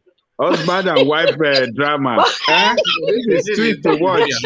Ayale Koko, see this my brother, this woman. you He's a call that drama woman king. just to come and cause trouble. I believe you don't like woman to take first in your class. Yeah. Huh? No, I'm that no. woman that will take first in your class. He is a young man. You are Ibadan woman, so you are the No, no, Which same one? now. Which one is the woman, main she's one, this original? is Which another one is the original? Both Eh? of you Have are you the been? same. Or you are Have you been to Ibadan. UI? Have you been to Dubai and Ojo? Akindele? Eh? But yeah, this idea of Professor Akintoye being on the run, I mean, does it concern you that 84-year-old professor just saying that he wants a fair Imagine. deal for his people being on the run in Benin Republic? I mean, I feel for that man because he doesn't deserve all these punches people or all the especially those ones that are not even they've not even washed their clothes clean, not to talk of coming close to that very esteemed respected man. Come on, who are those people pointing fingers? He should just take care of himself wherever he is. They will never win him. I know for sure. He should preserve his life, but as well continue to fight from wherever he is. It's not when you come and flex your muscles like Goliath, you're the warrior. Look at David, you know. So wisdom is good as well. Whatever he's doing to fight the cause, I support him 200%. all right. Like I say, I love Yorubas, but you, one man, the way you castigate Igbos, that's why I fight you. So I will not stop that fight. No, And I don't don't castigate you you. even dare that I will stop coming to your program. No, Okay? you know So you're always expect me welcome. every time when you misbehave, man. People look forward to the platform is not complete without your voice because people know that you are quarrelsome and they know I'm that not quite. You see now, he's labeling me now. This drama king. all right. Oh, you're drama king. Let's Leave me take now, one man. let's take the drama to the See, my husband now is laughing. You're yeah, funny. let's take the drama to the chairman, local government chairman package. These people walking away with just king's ransoms every month, 6 to 7 million naira just for being some area boy that happens to sit on some seat, calling himself chairman of a local government. 6 to 7 million naira pay package per month for the local Imagine. government chairman. What is that not just staggering? Imagine. These are the people killing the talents of the young Nigerians, regardless where they come from in Nigeria, regardless their ethnicities.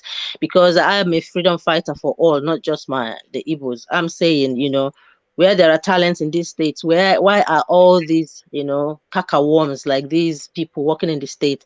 Why are they, enriching their pockets? So to create more states, I don't believe is going to enhance the life of an average living soul in all ethnicities in Nigeria. States provide a form of central positivity, like targeted control for public services to care for local or regional welfare of their citizens. But a state normally created to run and manage centralized culture of governmental set of ideas, would impose laws, power centralized to govern itself properly. Civil services, including emergencies, educational systems, the healthcare and the workforce, law and order protections, all those managed effectively from the center can work. But imagine in the states we have in Nigeria, they are not functioning well as one body linking up to the federal state, where there is a fragmentation of the political structures. Everyone everyone all tends, how do you say, to all tend to your Israel, whatever, looting and all that. So creating more, if they haven't been able to manage the already created state to make it work together in harmony, as in one body, then creating more states will be a disaster, more avenues of looting and waste of wealth. It's like you now, you want to open a business, you haven't managed your 1,000 pounds, you want to give the person more money. It's like pouring water on rock. So I don't believe in creating more states right now. They should focus on the ones they've created, manage it well, and then proceed. That's how to do it. You can't build your house on a dirty sand. It's a structure that is not fundamentally right. It is wrong, even in a civil way. All right, thank you, Bia. There's a lot that I wanted to take you up on, but pressure of time as usual. Hopefully, we'll see you later on, and then I'll task you even more. So thank you, Bia. So now the final word to Ajanle Koko then, and then we'll round it off. So Ajanle Koko, just the final word to you. I want to thank everybody that come on the platform today. Everybody has spoken well. We have expressed our own opinion on the issues. So, but what I would like to conclude this discussion of the day is with the report from the Punch that says that Baba is on the run. Baba is not on the run. Baba can never run. Baba was in Lagos, was in Ekiti when Oloye Sunday Igboho house was attacked and savaged. So Baba was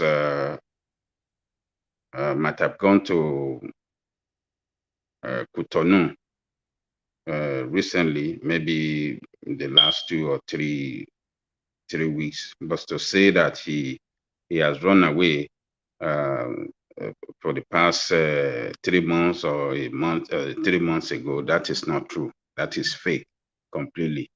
So Baba has the right to go to Cotonou. We have our people there that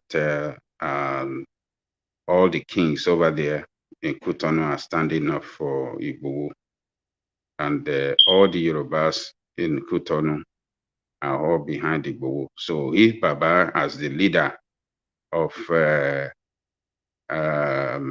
agitation for Yoruba nation, have to travel there for one reason or the other, it should not be seen as if it's on the run. It's not on the run. That one, we should make that one clear. Is it just the idea of Baba being on the run that seems to upset you? I think you cannot bear that idea that Baba might be on the run. This is what I'm getting from you, Ajanle. Yeah, I will not accept that. Baba has gone there for particularly to see what is going on with his boy, because what Baba is the leader of the agitation. Sunday Igboho, as a campaigner, as a campaigner of that agitation at the ground level, has really done well. That he has really carried out an effective campaign, and everybody around the world have fallen in love with that agitation for Yoruba nation. So Baba cannot see his son that is doing a very good job for him in problem and will not go to where he's been kept in captivity and not go to have a look of him. I think that is what is playing out. Baba traveled there to take a look of his boy and, you know, see the lawyers overseas, see the kings, appreciate the good work they are doing. So Baba is not on the run. Baba will come back. Don't think it's on the run. By tomorrow or some weeks to come, Baba will come back home. Baba has no reason to run away. He's a fighter. So he grew up with great fighters like Awolowo. So they don't run away from. Why should they run away from their own country? Our Yoruba land is our country. We cannot run away from there. You cannot run away. So if I want everybody to know one thing clearly, if this administration should go after Baba, then they have more people to go after. They will have to go after Are Ona Kakanfo, and they will have to go after Oni. And that is when the problem will be solved. Because Oni now, what Oni is doing is to, constituting those caucus, is to protect the interest of Yoruba in that nation.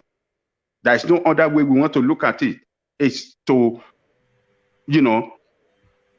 get all Yoruba leaders around and get them to start thinking Yoruba interests. So I will leave it there for now. So we will see later in the day, one man. All right, thank you very much, Ajanle Koko. As ever, Ajanle Koko cuts straight to the point. Let me just bring Ovie back quickly. He wants to advertise a session that is going to be having on this same platform just later on. So Ovie, just quickly advertise your session. Unmute yourself, Ovie. Yeah, in 2 hours' time, I'll be coming back on with Ola. I think I kind of like his perspective on how the government system works. What we'll be talking about actually is about the Nigerian government structure, the defect and the remedy. So he was using an example. He was using he factored in a technology, uses a technology as an, which I find very fascinating. But I quite disagree with how he put it.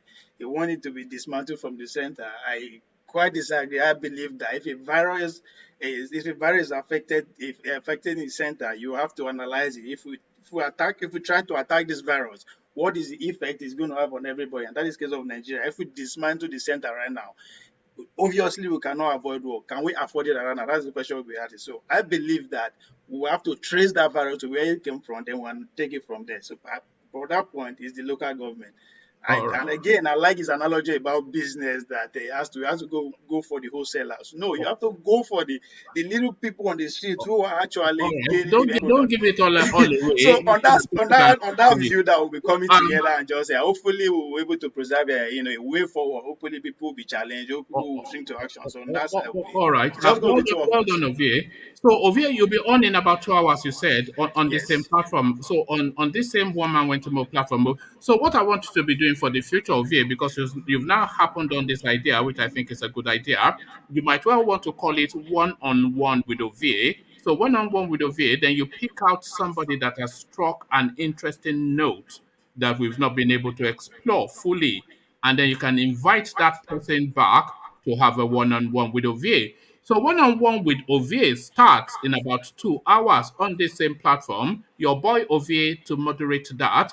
Your man, one man, thank you, OVA. Your man, one man now leads the session. I'll leave you in the capable hands of the K guides, and I'll join you in the comment section in the course of the day to interact even more. So I'll leave you here. Carry the conversation on with you in the comment section, but here I say peace.